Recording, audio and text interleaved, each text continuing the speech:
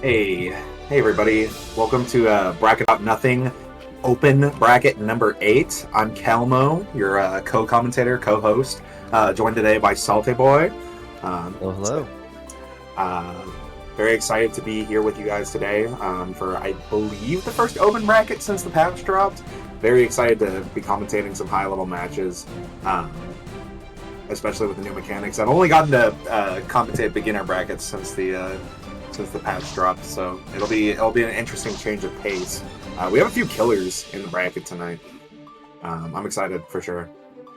Yeah, for sure. And I think the size of the bracket always helps. 69 attendees. I know that these brackets always get a really good turnout, and as always, this month is keeping that tradition. And looks like we're just going to hop right into the first match of the tournament tonight between While You Wait and Winham. While You Wait on the Eno, Winham on the Giovanna. I'll say like Giovanna right here is going to be more of a rushdown type, going to be the aggressor in this matchup, while You Wait is probably going to be playing the regular Eno that you'd expect, zoning out, and then once they find their opportunity, forcing those dangerous 50-50s like we're seeing right here. No, absolutely. And While You Wait has sort of a more aggressive style, a lot of dive kick RPS representation in neutrals, I would say, just like is not afraid to send it, is not afraid to interact with you on your pressure for sure. I wouldn't consider doing gold burst out of like a reset situation like that. They might have just been trying to go for a blue burst though, now that I think about it, but definitely has their finger on the trigger, I would say. Well, Wyndham, I've seen them play Street Fighter. They're a little bit more, they like this to stagger a lot. I don't know if that translates to their Geo that much. It seems like they're just all gas, no brakes right now. Oh, wow, I love that. The fast PRC air extension. And Guard does with the full damage on that combo. Oh my gosh, Chemical Love PRC, note to get in, and now While You Wait is in. You won't have to wait any longer as they break the wall right here, evening up the life goal. Winham sitting on full mirror, they're going to spend it right there. Round start, or I guess area switch start, BRC forward, seeing what their opponent does and reacting appropriately. Well played. Yeah, and that's such a scary position to be in, too, because you're in the RC slowdown, even if they don't air throw, you're just in such a precarious situation there. Oh, I like the reset into the MLA. Okay. Oh, the overhead connecting into a full conversion. You can get the super here. This should kill. And it does.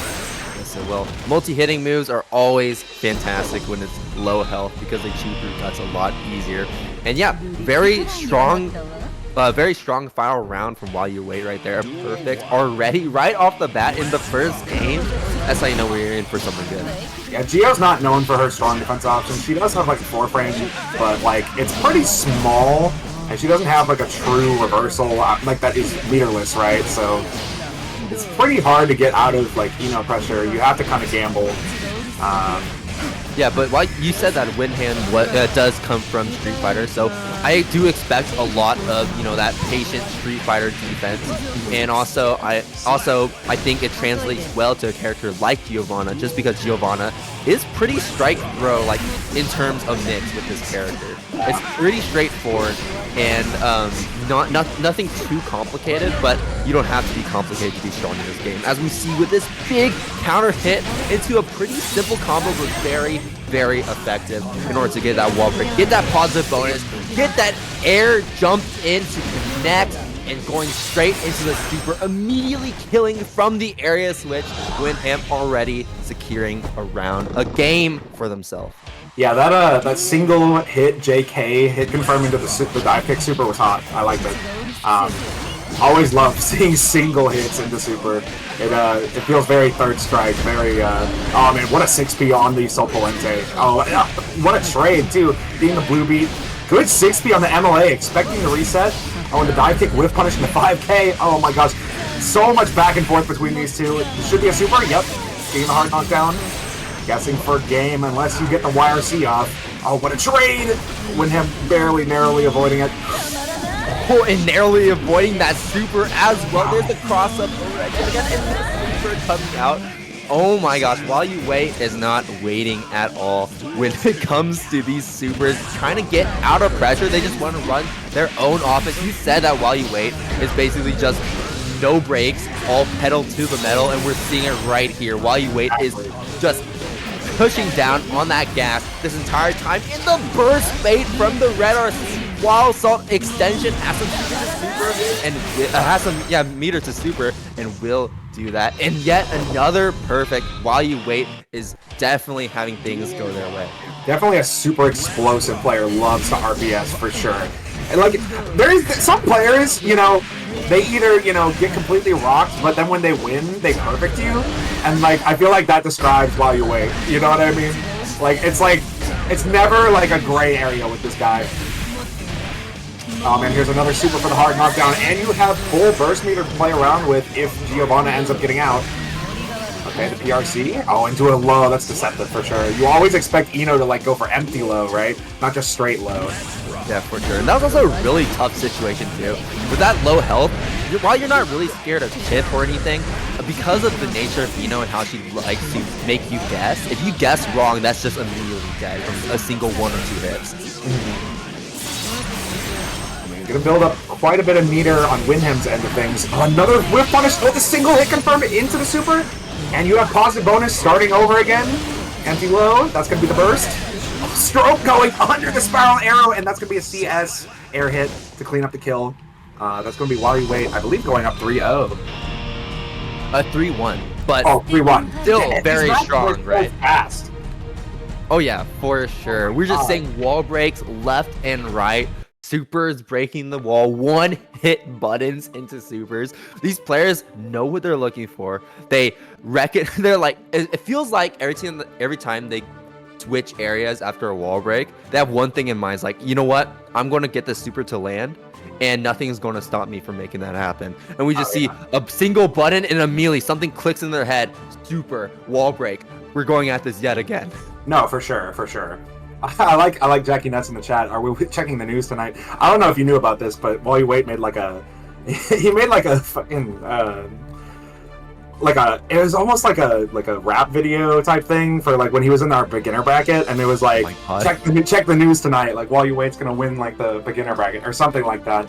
It's been forever since I watched it, but it was really good, and like it's just like kind of like a cult classic, if you will, in Van.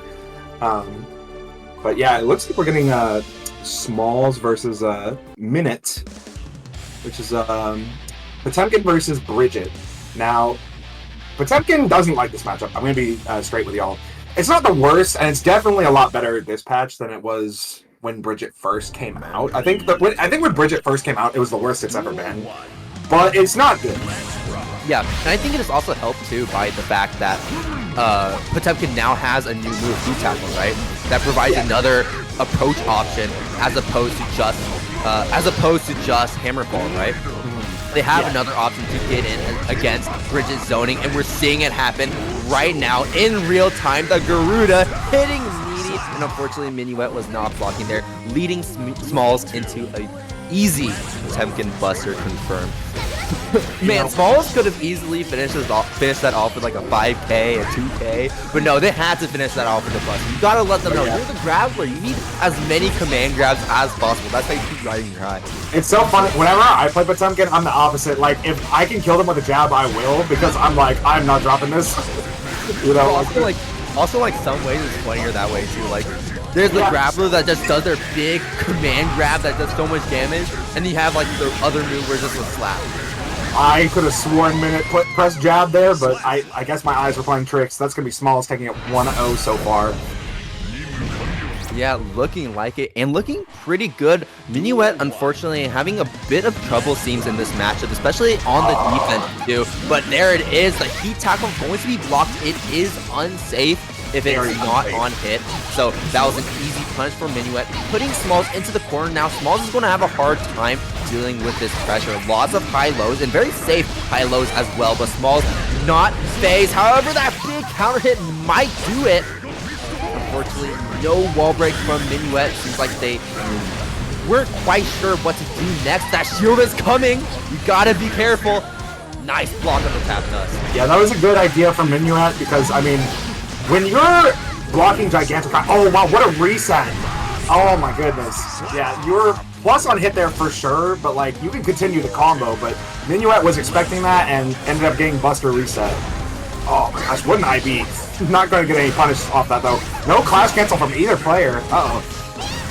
But still, that was a favorable trade for Minuet. Oh. Now they have the corner advantage. Never mind the heat tackle coming out of the corner. It comes out when you least expect it. Yeah, I was going to say, heat tackle actually works pretty well at certain RPS points against Bridget, where like Hammerfall or 6P might be a little awkward, right?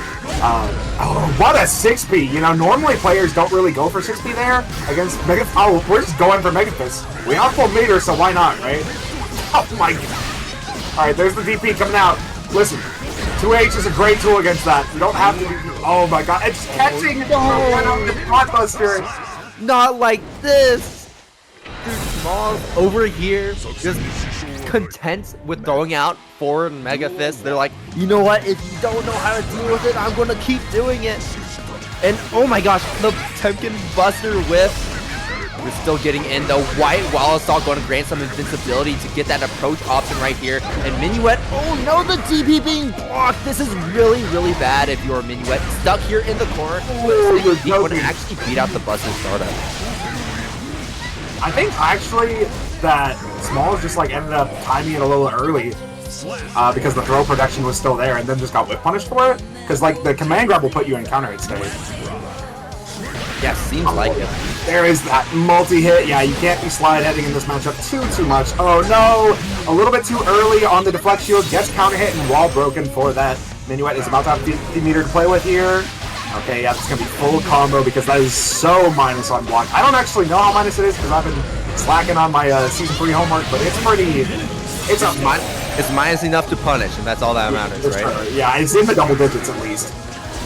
Oh, the block on the wire sleeve, but unfortunately Minuet did not believe in it and backdash back and has to play neutral yet again with Smalls, and Smalls is putting all of their energy into making sure the distance is closed. They're like a magnet stuck to the other player and not letting go. And that Buster right there is just emblematic of it, as Smalls will be taking it 3-0 over Minuet, looking calm, cool, and collected. The mark right there of a good grappler. Oh, absolutely. Like, grapplers honestly are at their best when you feel... I tell every Potemkin that I like teach the game, or help teach the game too, right?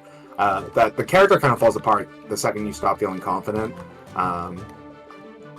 Every 6-4 in the game is so doable with confidence for Potemkin, but it feels so much worse if you are feeling nervous and don't believe in your reads, right? For sure. There's definitely a lot of confidence involved, and also just and like to build off of that confidence, right? As a grappler, the idea behind playing that archetype is that you want to be conditioning the other player into doing something that favors you, like for example jumping all the time, and then you can call out that jump out. But when you're calling out that jump out, you have to be confident in the call out, right? You have to commit to it. Once you're confident that you have conditioned them, then you can start reaching for more. You can start pulling in more, getting more greedy. Yes, and that's the thing too. Like, the more you know about a matchup, the more confident you can be, right? Because if you have like defensive shortcomings in a matchup, like let's say you don't know how like bike and RPS works, right? Both on your offense and on when you're defending against her. Suddenly you're not gonna want to be greedy and you become predictable, right? Because you're afraid of losing on your own offense, and then suddenly you're just getting FD'd out all the time, and then you just lose, right? Yeah, for sure. And this can apply to any character in any game, right? If you're afraid, you become predictable. But that's so true. That's more so true, I'd say, for grapplers especially, because their options are so cut and dry. Well, coming up next, we're going to be waiting for the other player to join, but for our next match in winners round 3, it will be Artigan versus Eris. Artigan representing the Giovanna yet again, another Giovanna in the bracket. I'm actually kind of surprised because I have not been seeing a lot of Giovanna's lately.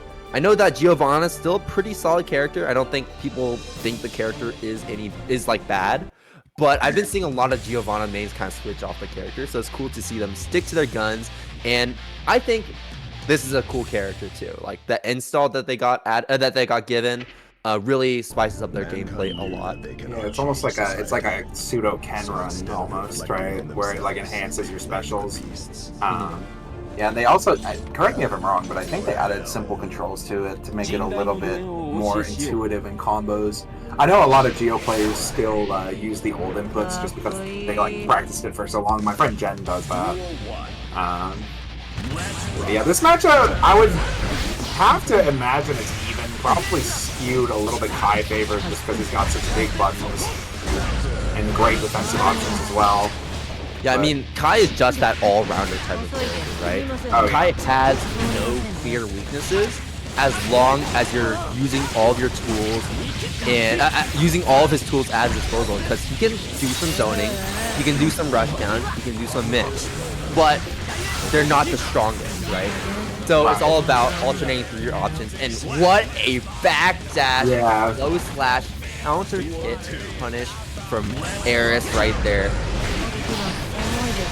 And as we were talking about confidence, right? Confidence to backdash and being able to punish so effectively like that. There's the H fireball coming out, the cross up on the JH, the stun dipper coming in for the soft knockdown, and the wild stop to keep the pressure going. But what a back throw from Artigan. This is really scary too, because Artigan has a good amount of mirror to work with. We saw the wild assault being used. And there's the DP coming out, Red RC, Artigan holding their ground, but unfortunately getting crossed up and side swapped by Eris. No wall breaks just yet, lots of drops, but our Eris was still able to close it out in the very end. Oh yeah, very nice stuff coming from Eris. I loved that throw, even through the jab hit stun, recognizing that the 6K was coming, not wanting to get reset to plus frames and trying to back throw there. That was really clutch from Artigan, but unfortunately it was not enough. Alright, yeah, we got back thrown out of that last red wild assault setup, so we really want to make sure we're spaced out there. Oh man, the backdash getting caught by the spiral arrow, and there's the stun dipper. You can't be walking back against this character, I'm sorry. Great Canadian burst coming out from Artigan there. Bit of lag there. I don't know if that's my end. I've been seeing a lot of raw 6Ps coming out from Eris. I think Eris right now is trying to call out Sol Puente from Artigan. I think that's the name of the drill, right? Yeah. So Sol Puente is the flip. Oh, right.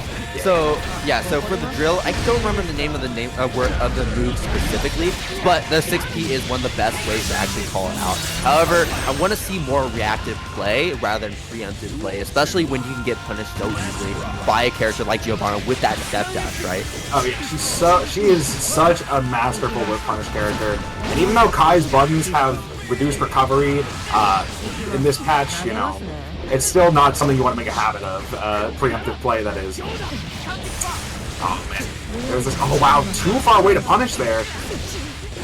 So Puente will connect, but it is a side swap. I'm not too sure if Artigan wanted that exactly. However, it's still working out just fine. In the end, going into the final round of Game 2, Artigan does have full burst on deck, but Eris is going to steal a bit of a way with that red wall. Oh man, yeah, I like the idea, but unfortunately you were not going to get away with it. Charge Dust, you know, is such a risky option. Right, there should be a wall break. Okay, yep, the wild whistle for the hard knockdown. Okay.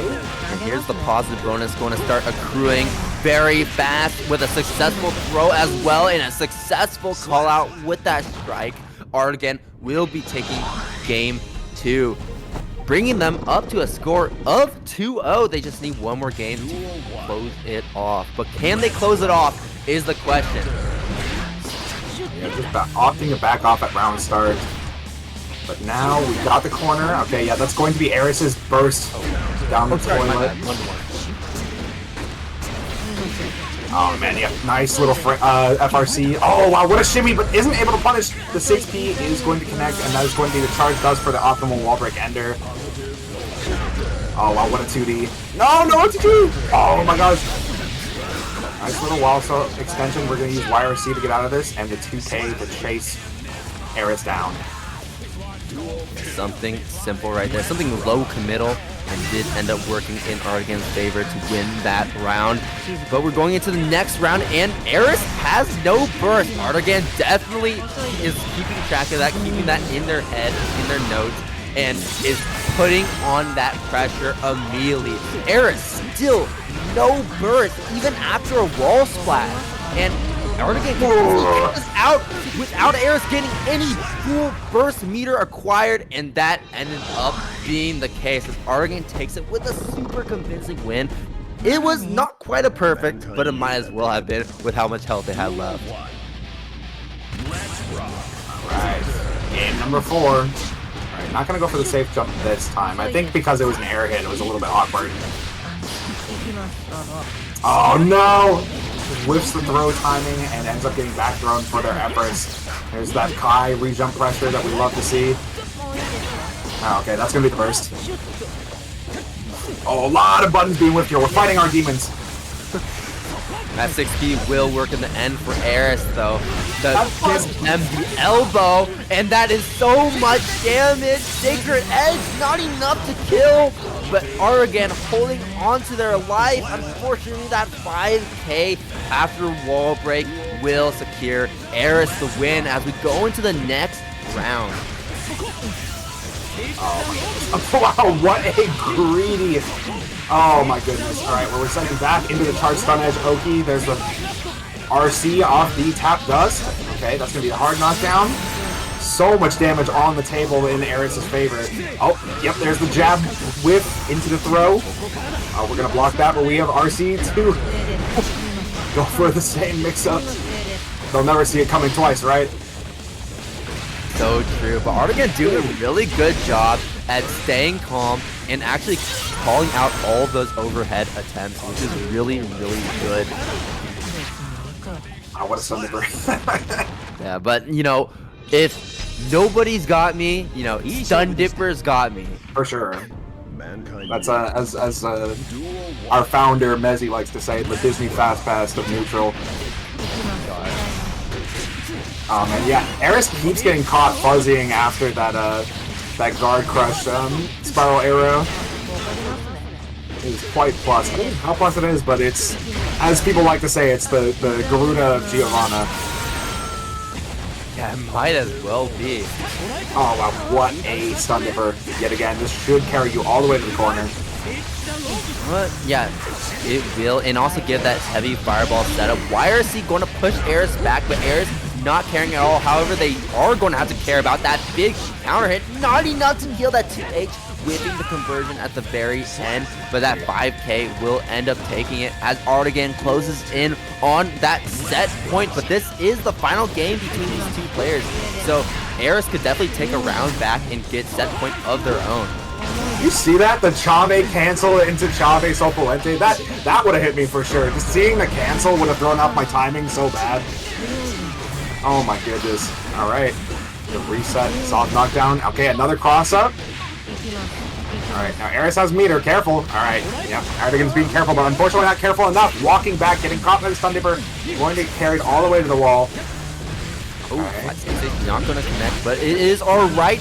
Big counter hit on that air, on the air button, and now the life is even up. Oh my gosh, I got hit by that. I didn't even know that was going to cross up there. Wow, oh my god. If they didn't ever see that, that was their game.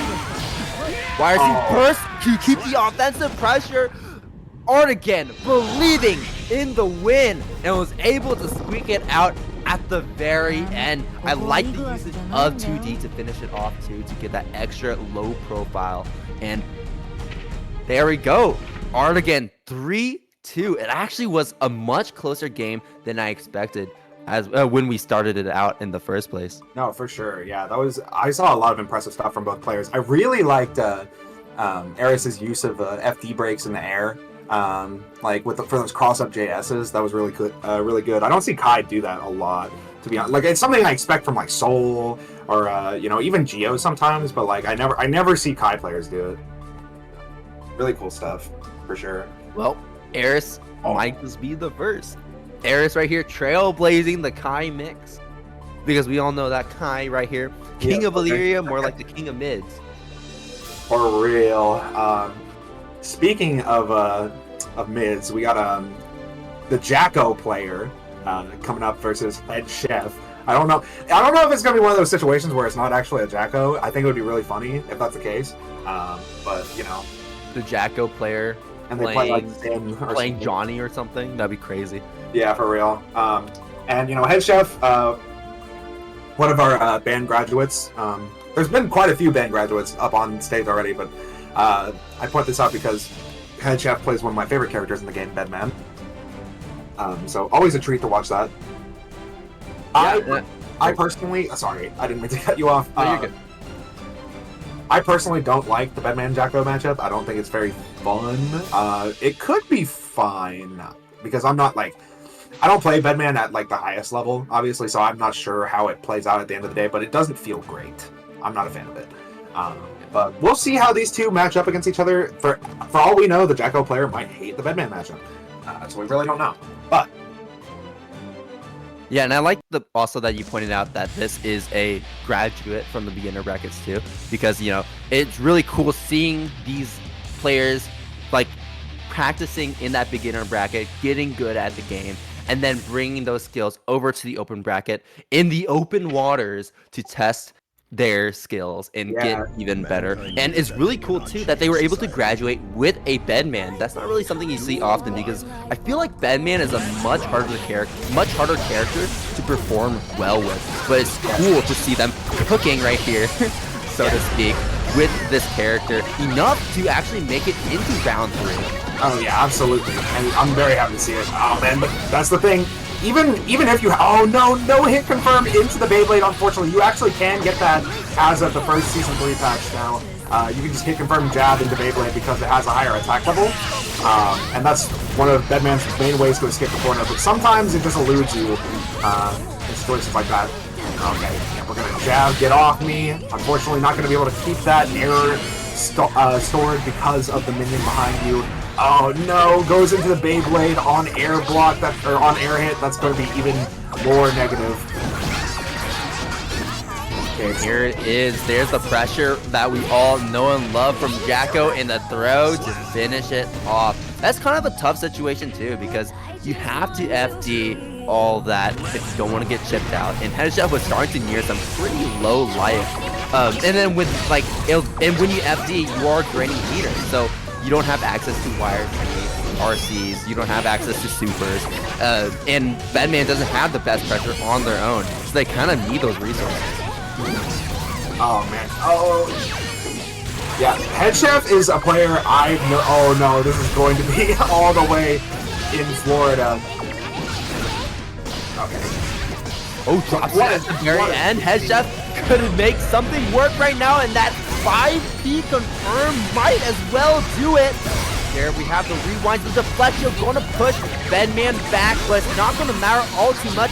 White Wall Assault trying to get in right here. The big counter hit on the 2H into Beyblade. Doesn't finish it off, but the throw will do it. Get in the electric chair, in the electric bed. And there it is. Head Chef giving Jacko player the execution as the rounds are evened up. What a comeback. Yeah, that's the thing with the lightning bolt follow-up. That is quite plus. On manual activation, it's +7. On automatic activation, I think it's like +12 or something like that. It's very, or maybe it's +16. It's very high. Is all I know. Oh man, but this is gonna be the forever Elysian driver with a hard knockdown through the wall.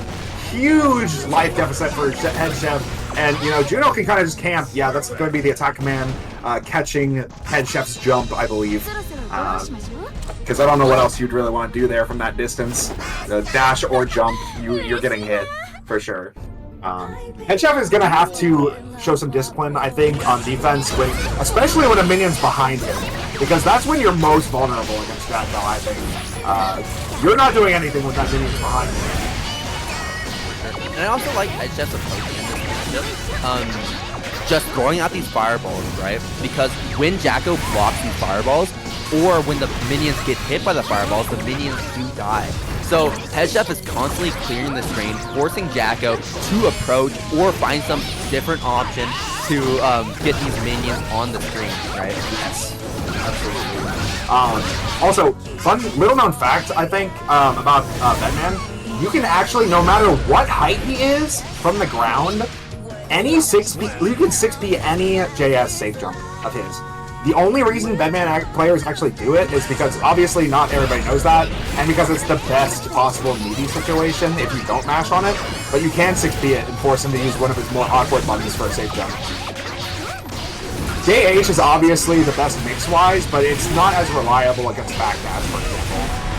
Yeah, for sure. Wild Assault will actually hit there. Punish too. It might have just punished a jab attempt from the Jacko player, but the Jacko player right here has the corner and 3 minions out. No, 2 minions out. The throw tech going to clear the screen, but it doesn't matter forever. Elysion driver and the head chef getting sent through the screen. Oh, never mind. Not even going to sent through the screen. Not even going to even have the pleasure, the privilege of being ended with a cinematic finish. Oh yeah, no, we were just going straight into the ground with that one.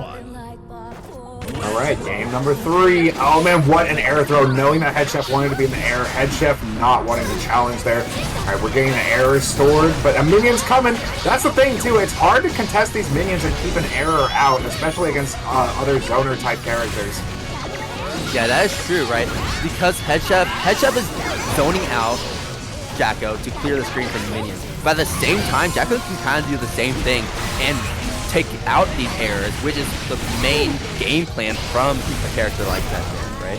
Yes. So it's a double-edged sword. Oh, I really like that, oh man, a little bit of lag there. I don't know, I still don't know if that's on my end or if that's just these 2 players, but... Alright, yep. Very narrowly avoiding the minion coming in. It gets behind you and you are not able to store that error. Resetting into 2K2D after the minion set. Yeah, not going to go for any servant shoots. One of my favorite things to do against Jacko is IBing servant shoot, because then it opens her up to mashing. Especially when she tries to like run away with a minion because she can't block, right? But some Jackos will just reset and you never get that opportunity, right? Oh my gosh, yeah, the minion just completely demolishing this zoning game. Oh my gosh, I did not expect that burst to result in a side switch. This could be really big. But that is if Head Chef can keep this corner position, and unfortunately it does not seem to be the case. Lots of jump outs, backdashes into projectiles, and you can tell that the Jacko player right here, Juno, is starting to take note of that, and is starting to counter hit it a lot more to bring them into much more favorable positions than they wouldn't get otherwise. You're dead. Oh my god. The charge does starter into the minion explosion, and Bedman has 0 guts. That was such a fat combo. Are you kidding me? I've never seen that. Oh yeah, Jacko can do a lot of damage when you least expect it. Yeah, minion explosion combos are not a common occurrence. You don't see that very often for sure, but that was a fatty amount of damage. And yeah, that's one thing you don't expect from a big body like Bedman. He does have 0 guts, as a matter of fact. Like, his defense rating is fine, but, I think because they made him a zoner, first and foremost, they didn't want to make him too tanky, which makes sense, honestly. Definitely contributed to why he was very weak when he first came out, though. It was one of those things. Because on top of the other flaws he had, right, he was just so squishy. He's a lot better now. He's definitely like a functioning mid-tier, I would say, now. But when he came out, he was probably the worst character in the game. But yeah, Head Chef has been cooking since this character dropped. And definitely, even though that matchup is a hard one, we definitely saw some cool ideas, for sure. Mm-hmm. Up next is going to be Flame, I believe? Wait, let me see, actually. Yeah, let's make sure that... Flame just entered the room. So I just kind of... Oh, yeah, no, you're right. Flame versus Red I Am Not will be our first Winners Round 4 match. And now that we are in Winners Round 4, competition is getting a lot tighter. And you can definitely tell because I think we all are pretty familiar with these names. Red I Am Not, especially. Gold Lewis, second at DreamHack at DreamHack just lately. And then so Flame, feeling pretty good. Yeah, Flame actually, to introduce Flame, they Happy Chaos player for JTG and SJS, I believe, and they just won Fight Sticks and Flash Kicks, Odendai Gaming's bracket last Thursday. So they've been cooking up a storm as well. You know, I don't know if they've gone out to any majors, but you know, definitely a force to be reckoned with. Upsetting players like, I think Mike Saftig made 3rd in that bracket. I don't know who else was in that top 8, but I know it was stacked for sure. Every Fight Sticks and Flash Kicks, if you know what it is stacked. I know Lurie was in that top 8. For sure. Definitely, they play Happy Chaos, but they also play a lot of other characters, so their game knowledge is definitely solid. But it's good. Like, what I don't know is their Gold Lewis knowledge solid? Because Gold Lewis is probably, excluding like the drone patch, probably the best he's ever been. And Red I Am Not is one of the best Gold Lewis players to ever do it. And Happy Chaos is probably the worst he's ever been. So there's a lot of things to consider here. You know what I mean? Flame is obviously a very good player, but it's gonna be hard for sure. I think. The risk reward is not in your favor either, because Happy Chaos's damage is a lot worse than it has been in previous seasons. And Gold Lewis, you know, he's a big body. Yeah, and not to mention the changes to White Wall Assault that made it much better. Is actually favoring Red I Am Not, especially because Gold Lewis has White Wall Assault, means they're going to be getting invincibility and will be able to ignore a lot more zoning and a lot more bullet pressure than what you would have normally expected in previous patches. As a lot of Gold Lewis players, including Red I Am Not, will agree, it is kind of the career mode. All right, but speaking of zoning, it's going pretty well so far for Flame. I mean, not even able to get out the drone, unfortunately, and your curse. So this is a pretty good position. Run up 6P, not going to be able to get conversion off of it, though. Yeah, and Happy Chaos runs out of resources a lot faster now, so you're seeing a lot more super focus. Oh, wow. Okay, not able to get the slump quite yet. Oh, man, there's the 684, but you're not out of the woods yet. 684 is -5 on block. Oh, wow, what a clash cancel. Yeah, that's going to force Flame's burst out of the question. You can tell Red I Am Not was ready for that clash cancel because no player can do those half circles that fast. I don't believe it. Yeah, no, for real. You definitely knew it was coming. That is going to be Flame taking it with a straight gunshot, I believe. I blinked. Oh man, what a 6P. Yeah, you have to be ready with those 6Ps to be able to deal with Gold Lewis JD. It's such a scary button.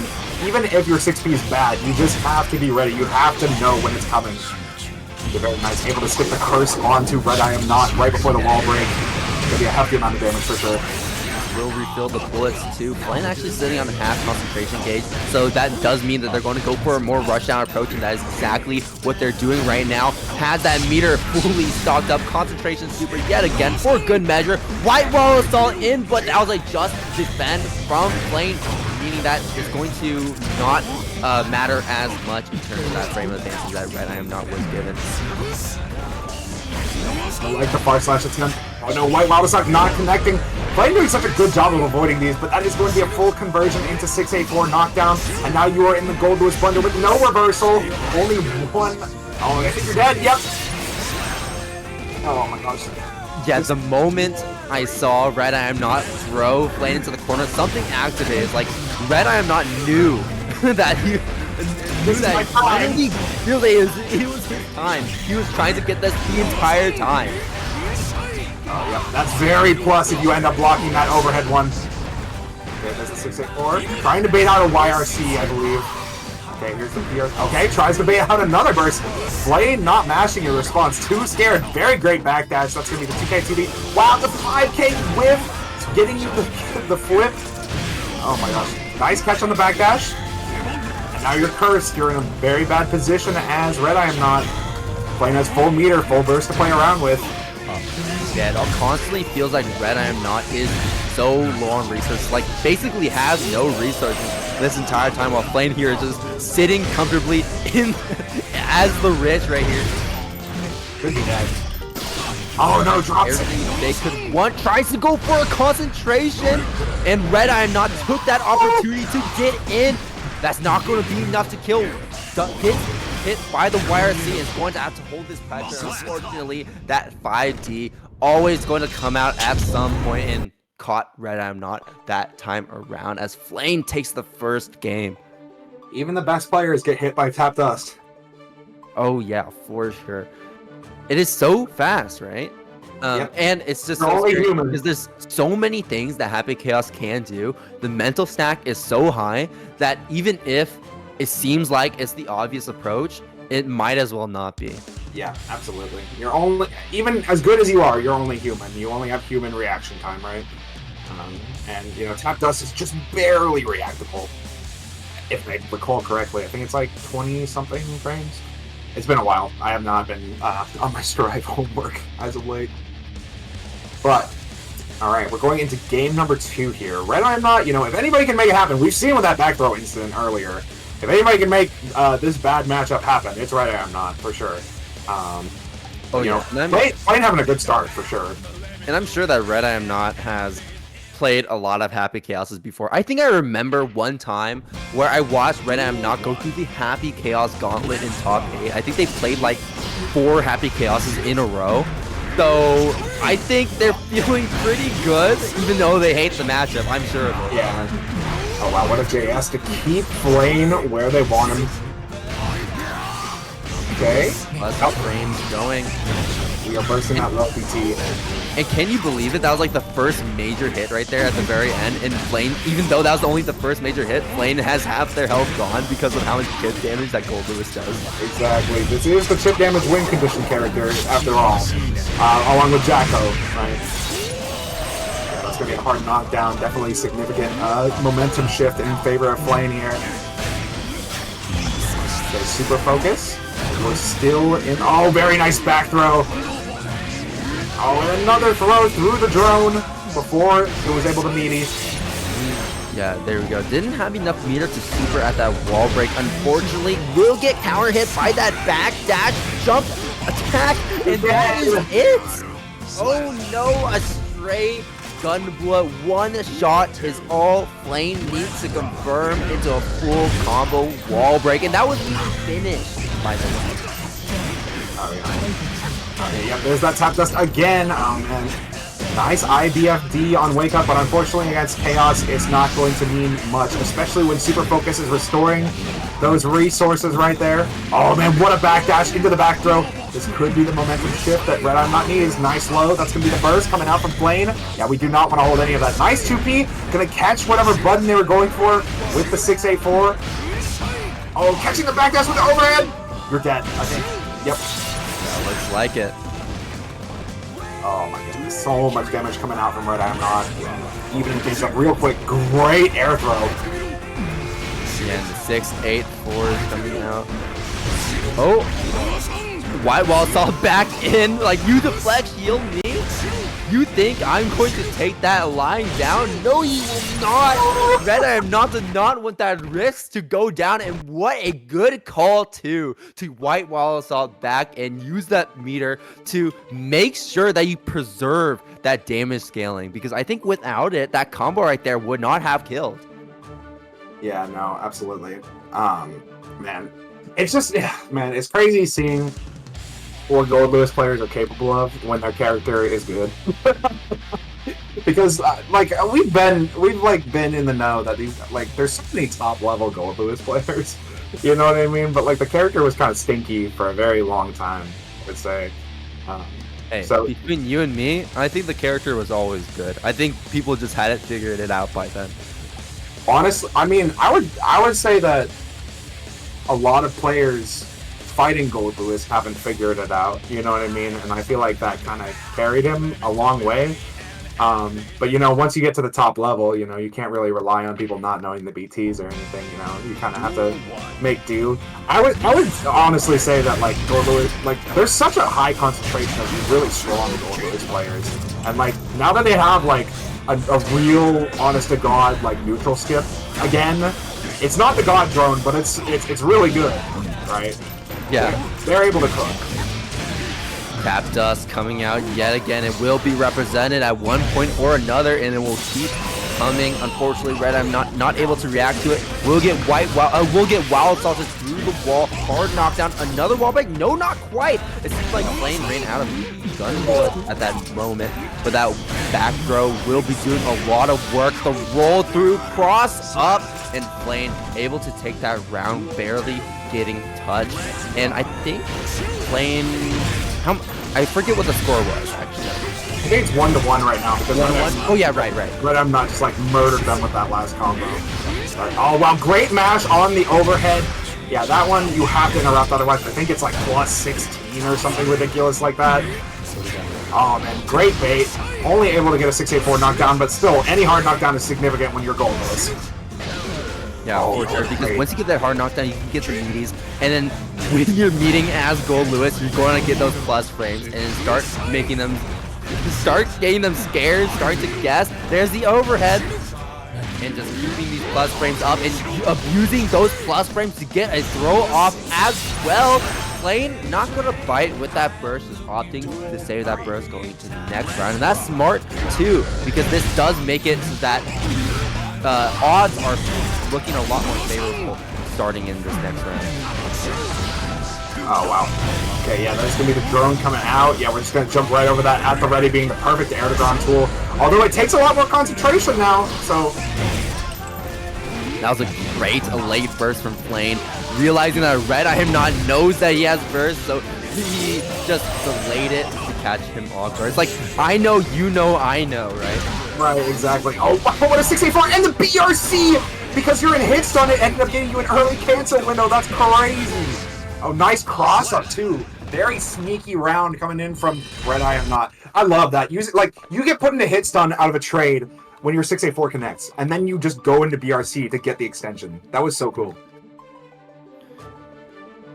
And one thing I want to note too is that you can tell that Flame is having a bit of a more difficult time dealing with Gold Lewis pressure.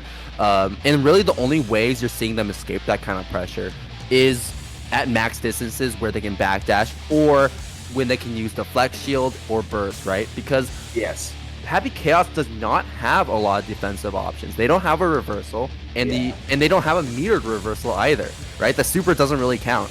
So they have a very hard time, especially when you couple that with Red I Am Not just having plus frame after plus frame, and the chip damage just being so scary because you can't hold that pressure forever. Yeah, and even if you know the RPS around the BTs, right? You're playing against a player who, oh my god, Wild Assault and the Wild Assault, the classic. You know, it's got to work at least once. But yeah, you're playing against a player who has run these RPS situations hundreds of times and probably knows the layer you're on better than you do, right? Especially when you're at an inherent disadvantage, like you were saying, with no reversal, right? It's a little bit harder against characters like Leo, you know, who can kind of like get in your head. Oh, the PRC coverage into the shimmy! Getting that hard knockdown. Do we count that burst as a hero burst? I feel like we should, because it looks like Flame is the main character, but as the main character, they're going to have to get the power of friendship mustered together if they want to be able to close these rounds out. It's crazy. Saying that about a Happy Chaos player last patch, you know, would get you like drawn and quartered. You know what I mean? But now, you know, it's a little bit it's believable, right? Because it's such an uphill battle damage-wise. It's a little more ambiguous, right? Yeah.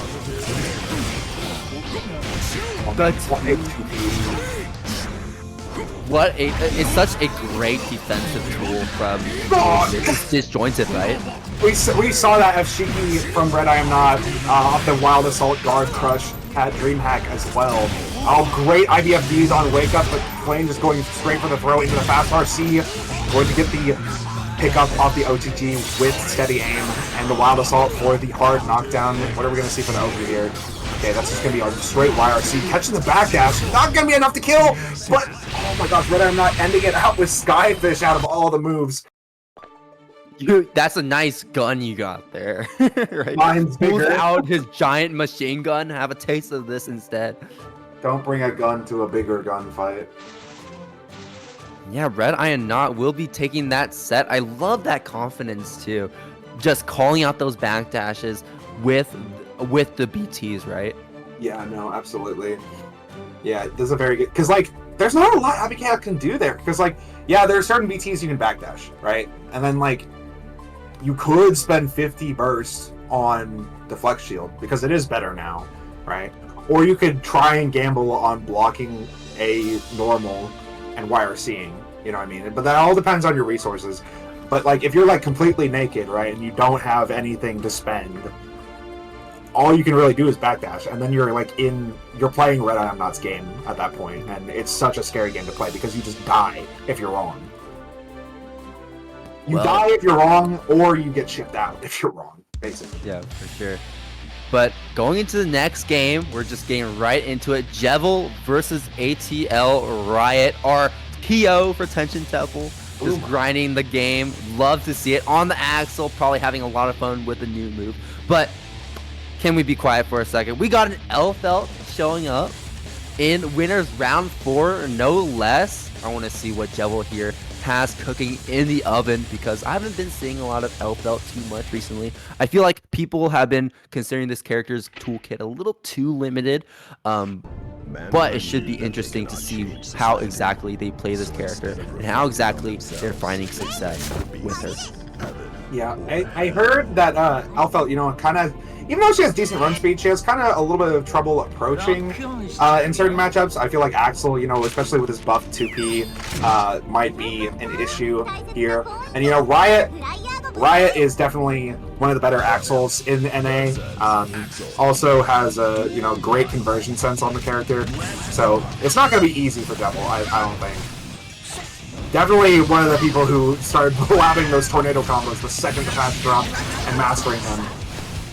There's an immediate burst from Jevil. That's a good start for ATL Riot, and an even better start considering the fact they got that counter hit 2H, meaning that Jevil is not having any burst, super low on life, and barely had touched Riot outside of a single gunshot. Jevil going into the next round with less than half burst remaining, but finding a good hit in to start the chain, a lollipop chain.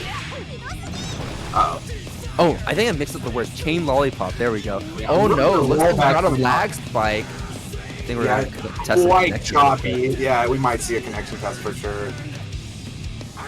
That is unfortunate to see, especially this far into the bracket. Oh yeah, yeah. Hopefully we get this resolved soon for you guys. If it takes too long, we'll probably just run the next match and have these two play off stream, or see a DQ or whatnot. Seeming a little bit better, but I think Riot's still... Okay, alright, I think we're just going to play it out.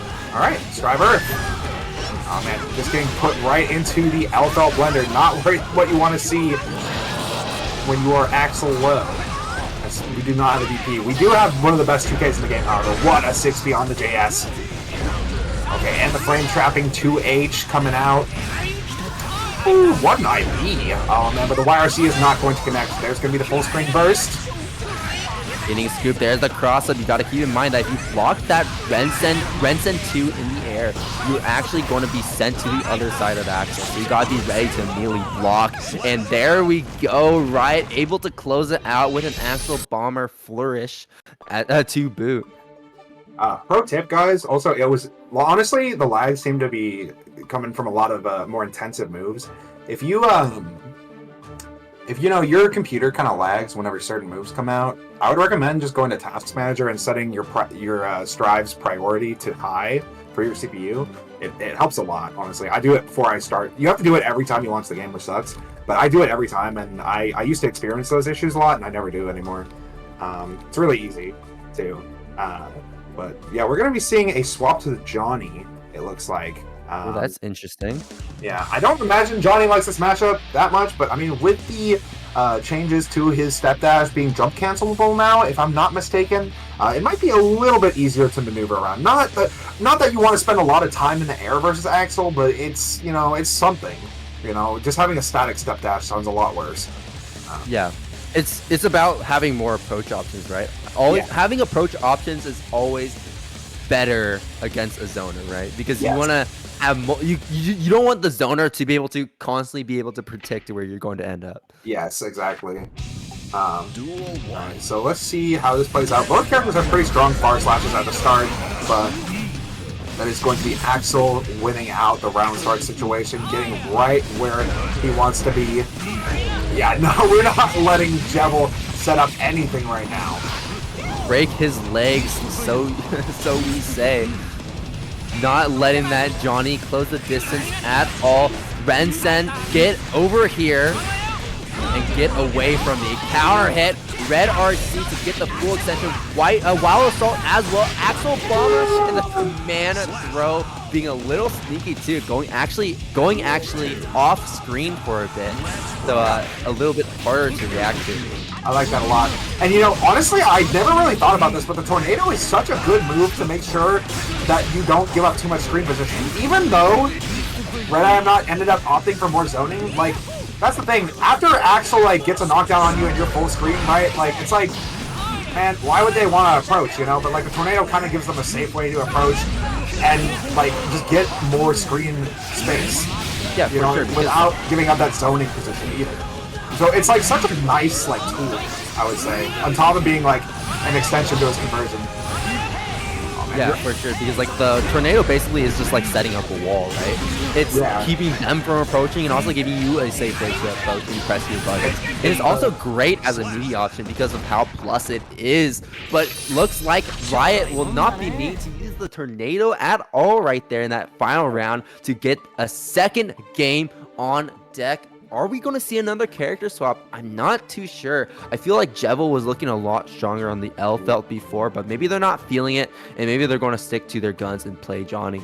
Yeah, it's possible. I don't imagine Johnny really likes this matchup, but you're going to have to stick with something.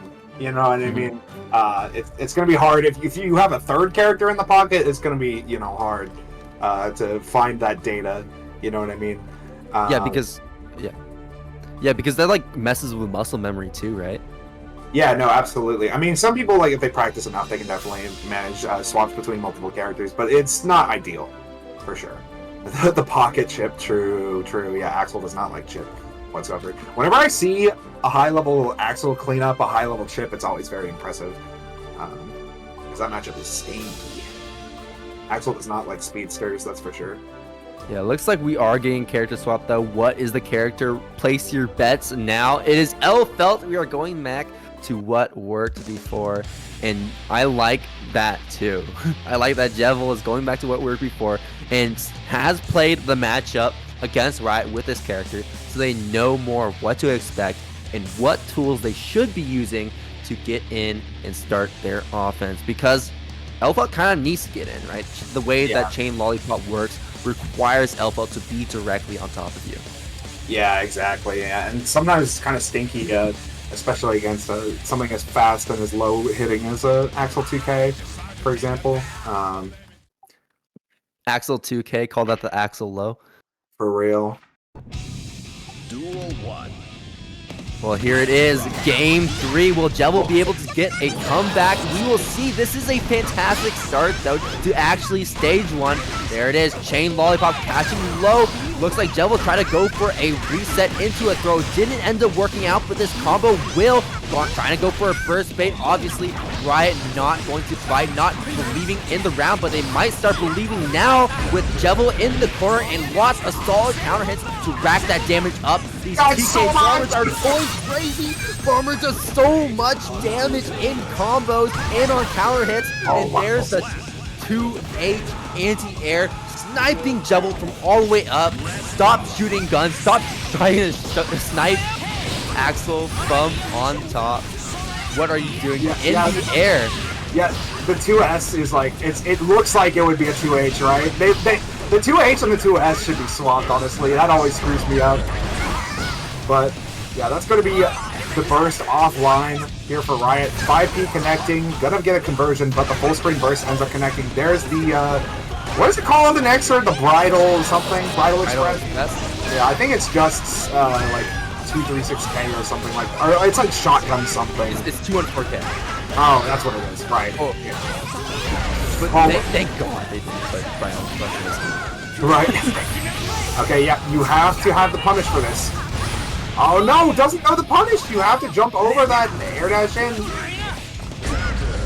bit of a knowledge check, actually making it so that Riot can get or Riot, but like Axel players in general can kind of get more safe wake-up options if you don't know that knowledge check. And it looks like Jevil does not. Oh, very nice conversion coming out from Jevil. Gonna get that hard knockdown with a healthy amount of damage. Here it is, the burst accruing up, and Riot already looking to spend it. Jevil sitting on full mirror. This could be really scary, but not if you're going to get hit by these command grabs from full screen. There's the anti-air, but no conversion yet again. Having trouble getting some conversions, but having an easy time zoning Jevil out. But as I say that, the run in was really effective, but now you're being sent back to full screen. There is a time stop. Dead. I think this is dead. Yeah, wall splat super. Not even going to use that super, just ending it with a bomber, keeping it clean, keeping it simple. And there you go, Riot taking a 3-0. But Jevil was starting to make some adaptations, however, it came too little, too late. Even after they took that round, in game 3, they weren't able to close it out. Oh, right in time for the set to end. The lobby end up dying. We're gonna have to get back in there here in a second. I don't know if I just got kicked or if the lobby totally died. No, the lobby got the lobby got evaporated. For real. Okay, yeah. It won't take too long, y'all, guys. Okay. Same code. Gotcha. Gotta go back and look to see what the code is. Okay. I think I remember. I'm gonna put it in. You're gonna pop that it? Yeah. Let's see. Can we start calling Axel Tornado British Reflector?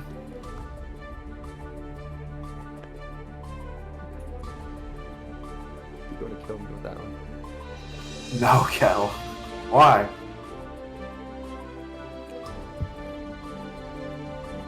Six, 4-2, 6-4-2.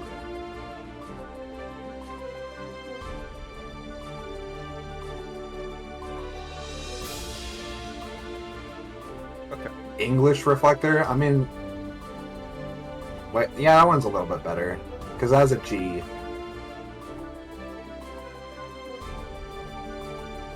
Izzy and I are going tit for tat because I asked her why a certain pun wasn't something else the other day. The windy spinny, that's stupid. Nah, that's a Smash name. Yeah, for real. You have a Smash with the FTC. The Fundy Wundy.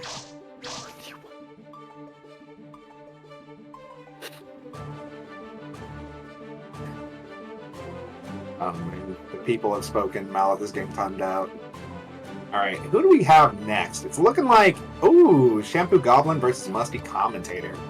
Yeah, I'm definitely looking forward to this one. I know that Musty did pretty well in the last band tournament, but this was pre-patch, keep in mind. However, 5th place is nothing to scoff at, especially with how big that bracket was. It was, I think, 87 players, and it had really strong players in it, like Test Your Luck, for example. So Musty, yeah, doing a great job representing themselves over there. Now, Shampoo Goblin, on the other hand, on the Potemkin, they also did extremely well at last Sunday's Shut Up and Fight, which was a very stacked bracket.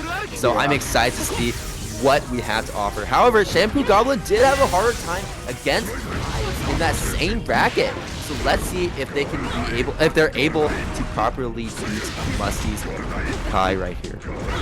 I would say that Kai has gotten better as a matchup, especially since Red Wild Assault got nerfed and Pod got a few buffs, but it was really rough last patch. Oh, very nice. The 2 S and the knuckle. You know, honestly, I don't do that extension that often. A little background on Shampoo Goblin. I remember seeing their name a lot in higher level replays when I was kind of more of a noob at the game, and then they disappeared for a long time. And they just recently started popping up again, so it's been so long since I've watched them play, so it's really interesting being able to commentate them now. Nice throw tech after the 5P whip. Oh no, backdash getting caught by Futurark. That is going to be full conversion into wall break. Wild Assault is going to hard knockdown. The only options you have here are to hold the mix. Oh, okay. Or, I was going to say, or do fast RC, HPD. But delayed meteor throw will beat that out. That's going to be a 5K, I believe, catching a fuzzy. Musty already coming back and hitting hard. White wall assault round start, but unfortunately going to miss as Musty called it out with that forward jump on the round start. There it is, the knockdown into heavy fireball, another heavy fireball, 2k duty. It just keeps on working, and there's these Future Arcs just keep on hitting. This is Musty's main pressure reset option as Kai, right? So you kind of have to hit it, counter hit it, right? If you want to stop him from keeping his pressure up, though it can be scary as we're seeing where the Future Arcs are connecting and leading to full combos, leading to full extensions for Musty, and sometimes even wall breaks, right? Yep, absolutely. And I like that idea with the BRC forward over there, but, you know, even though Stun Dipper has been nerfed to, I believe, like 7 or 8 frames, something like that. It's like, I think it's 7 frames. You are going to get caught on the startup of that BRC, and that was a great option from Musty there, especially seeing as you had meter to back it up. Like, Potemkin's 2P. Yeah, okay, it's 7 frames, yeah. So Potemkin's 2P, which is 8 frames, right, will catch BRC forward and counter hit it, right? So there's no way Stun Dipper's not going to hit there. So that was a great decision from Musty coming in. We're going to BMF after that quite minus. Okay, there's the cross up JH. If you don't know, if you can't react in time, understandable, but, you know, you could DP there, you can backdash it. Oh, very nice mash on the delayed Diary Clot. Okay, we're gonna hold that flick. Okay, very nice jump. Not going to hold that command grab. Here's some good corner carry. Heavy fireball yet again. Stay in that shock state. And the Future Arc sniping the back Mega Fist. Yes. That is so unfortunate. It feels like every single time you jump in the air, Future Arc just snipes you for some reason. It has like this insane vertical hitbox. Yeah, Future Arc is such an okay move, but once you like leave the ground, it becomes god tier. It's like, oh, you're in the air, you gotta come back down. It doesn't work like that. The move like grows 3 times. It's like the Grinch, right? His heart grows. It just grows 3 times in size when you're in the air. Oh man, yeah, it always beats out Mega Fist. Nope. Okay, very nice. Not going to opt to extend with red RC. That's going to be the RC breaking the hit of armor. That's going to be full extension. Going to use that red wild assault once again, not missing a beat on these hard knockdowns. Oh man, tries to bait the YRC with that jab booty, but oh man, that is not something you want to see miss. Yeah, and that's going to, oh, never mind, I was about to say that's going to condition them to stop trying to DP or super on wake up, but they don't care at all. Ride the lightning into the free wall break finish. And there we have it. Musty is 2 games over Shampoo Goblin. Shampoo Goblin having a pretty tough time trying to deal with his Kai. And to that end, it does make a bit of sense because a lot of Potemkin's best approach options and best defense options are kind of just counteracted by a lot of Kai's tools. We saw Future Arc that just beats Mega Fist entirely. Yeah. You're seeing Future Arc also making it so that Potemkin has a hard time mashing out because his mashing buttons aren't very fast. And you're seeing those Stun Dippers like multi-hitting moves that are beating out the armor. Yeah, there's a lot of things Potemkin can do against Kai, but especially against Kai's tools, especially because the way Kai works, he leaves a lot of gaps. But that's the thing about Kai. It's the same thing with Soul. You have the ability to force Potemkin to commit, right? And that's what makes your pressure strong. You kind of, instead of like playing like Nago, where you enforce a mix-up that your opponent has to find a way to deal with, you kind of like gatekeep the corner, you know what I mean, and like kind of like do little pecks at your opponent little by little, you know what I mean. And Potemkin has a lot of ways to blow through that. Like he can jab Future Arc, he can hammer fall through gaps, he can do this, and then he can pot buster you if you do stagger pressure. But like the second he whiffs one of those things, you're in the money, right? So like it's not like Potemkin doesn't have a lot of ways to deal with Kai. It's just once you guess wrong, you guess wrong. You know? Yeah, that is true too.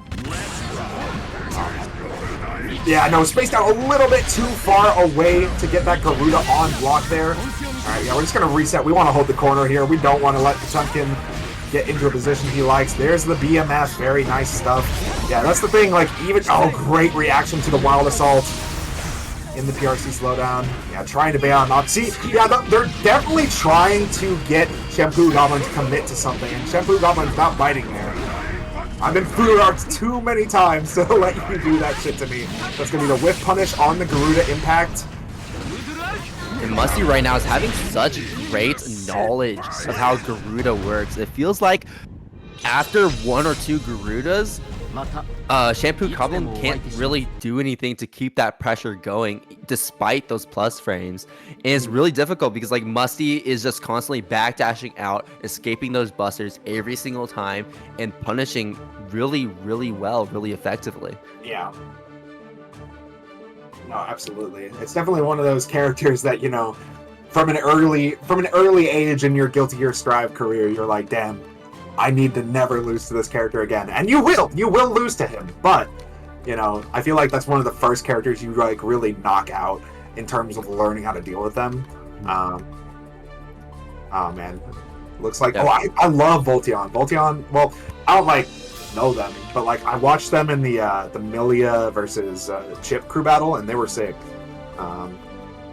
Seen them a few times, but yeah, looks like they're swapping. It's good to see them in our bracket. Yeah, a scary Chip player for sure. And I believe which Deco is this? This is Norei. Damn, yeah, I fought Norei in I believe League About Nothing. Not the last one, but the one before that, the one I got second place in, I believe. No, that wasn't League About Nothing. That was our Swiss Open. But yeah, no, quite a strong Jacko player. Cool to see them making it this far.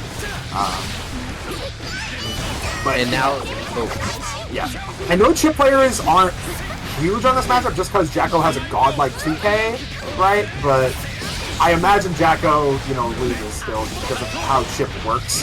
He's just a jack of all trades, and he's master of quite a few, actually. Very fast character. Oh my gosh, that J2K coming down like a ballistic missile, coming down so fast. I was like, wait, the moment that it hit, I was like, wait, that just happened. Right, oh, great flex shield coming out. Yeah, servant shoot. Oh, wow, what a 6-beat! Yeah, and one thing I want to note here is Chip has such fast ground and movement speed that it feels like Jacko can't really get any minions out because the moment they throw a minion, it becomes very reactable, and Voltion can just take advantage of it so easily. Yeah, no, absolutely. I love also how the deflect shield actually spaced out Norei enough to land 2K and counter poke the Gamma Blade. That was really cool. There it is yet again, throwing down the minion from above, but it's not going to work out. Voltion getting to the command grab. There's the red RC extension just to make sure it kills. And Voltion with 2 rounds taken in a row, taking game 1 in a very strong fashion. Norei got a few hits in, but it's really just a few hits. It's not really... Norei didn't really get a lot of time to actually set up their pressure properly. Yeah, exactly. And that's the thing with chips. Sometimes things just go by so fast, and like you're expected to do so many like actions per minute. You know what I mean? I guess per second, because we're talking about fighting games, right?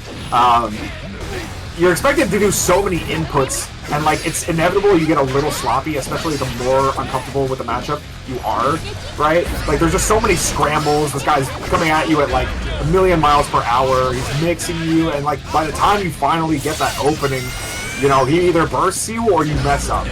You know, it's very likely. Oh, you're kind of making do with the scraps you have. YRC going to get out of there as that will hit Voltion, and we have 1 minion out on the table. Unfortunately, they're going to have to set it up yet again because there is no hard knockdown on that wall break finisher, and Voltion just running right in, sniping low, and finishing off with a simple combo. Clone to keep it simple, keep it tight, and there we have it yet again. The double cross up, the throw, the mix is just never ending. Nice blocks on the overhead, but not the low, forcing a burst from Norei, and the minions just getting evaporated in seconds. You're bursting to keep the corner. What is the mix up here? Oh, just immediately going into the overhead. Gonna get that pickup off the tumble. Gonna get that hard knockdown. Chip with positive bonus is not nearly as scary as he's used to be, but that's okay. You don't need to be when you get that fat counter hit. Oh man. Okay, that is gonna be Can the you second believe game. it? That's 2 games already. Quite literally, Voltion is trying to speedrun their way into top 8. Remember, this is a top 8 qualifier, the last of the top 8 qualifiers, actually. So this is a very important match to win, because if you win this one, you're on winner side of top 8, and you're going to be feeling pretty comfortable if you are. So Nore is going to have to figure out something out fast, because they have yet to take a round, and that is very scary going into game 3. Oh yeah. Yeah, holding a winner side position as Chip especially, I feel like is a very comfy spot, because you've got that great matchup spread, and you know, you have an entire life to lose, right?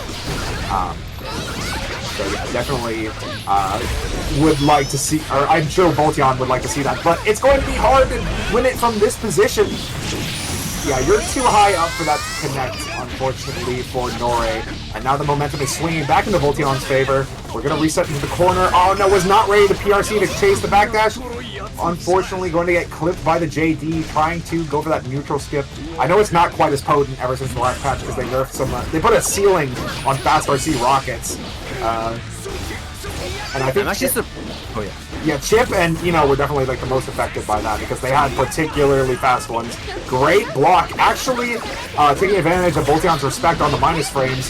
Oh my gosh, that was actually safe! Okay, Chaos, I see you. And you know, something I think that might be more worth to do? Oh, nice! Because that YRC, even though that YRC hit, because the minions were basically just armored up, they didn't actually die because of it.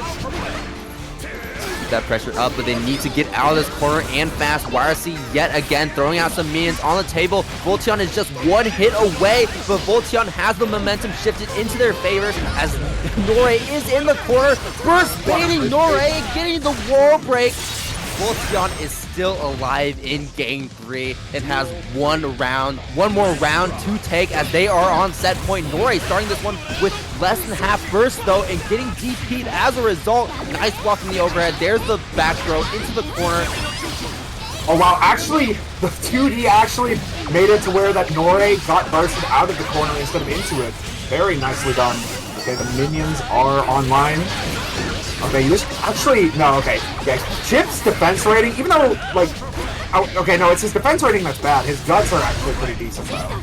Like his guts are like at 4, I think, if memory serves. Okay, but now you're in the corner. Things could get very bad, as we saw last round. Even though Nore had all the cards on the table. Oh my gosh, the reset into the command grab.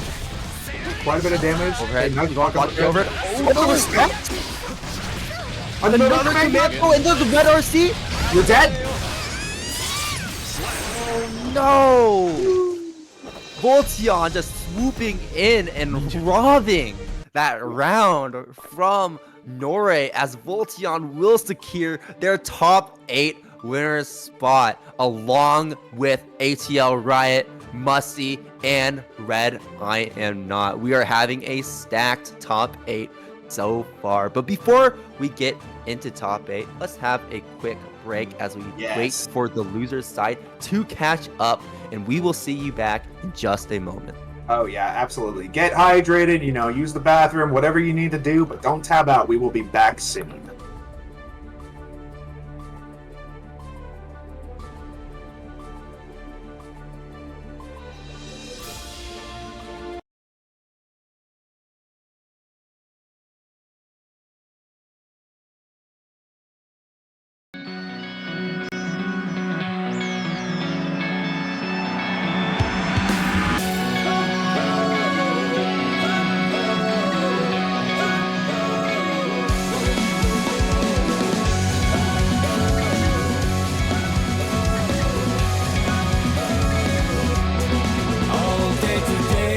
Same day has come, a different day from everyone. It's like my time was frozen still.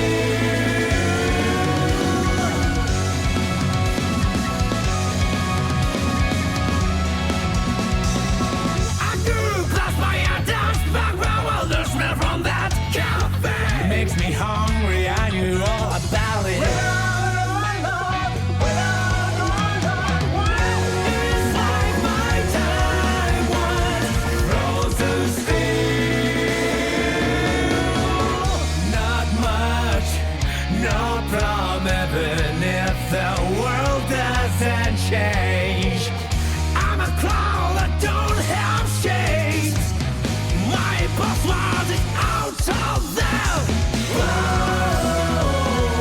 of the box. Out of the box.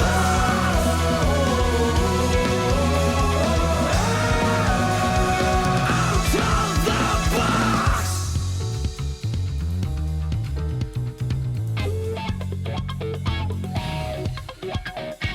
Happiness is your plenty, it will still come out alright. There is a conviction, but is it so? I walk this path every day, but somehow there is a world out there yet to be discovered. That's right, no problem, even if the world doesn't change. Like the wind, I'm everywhere. My password is out of the out of the box. Out of the box.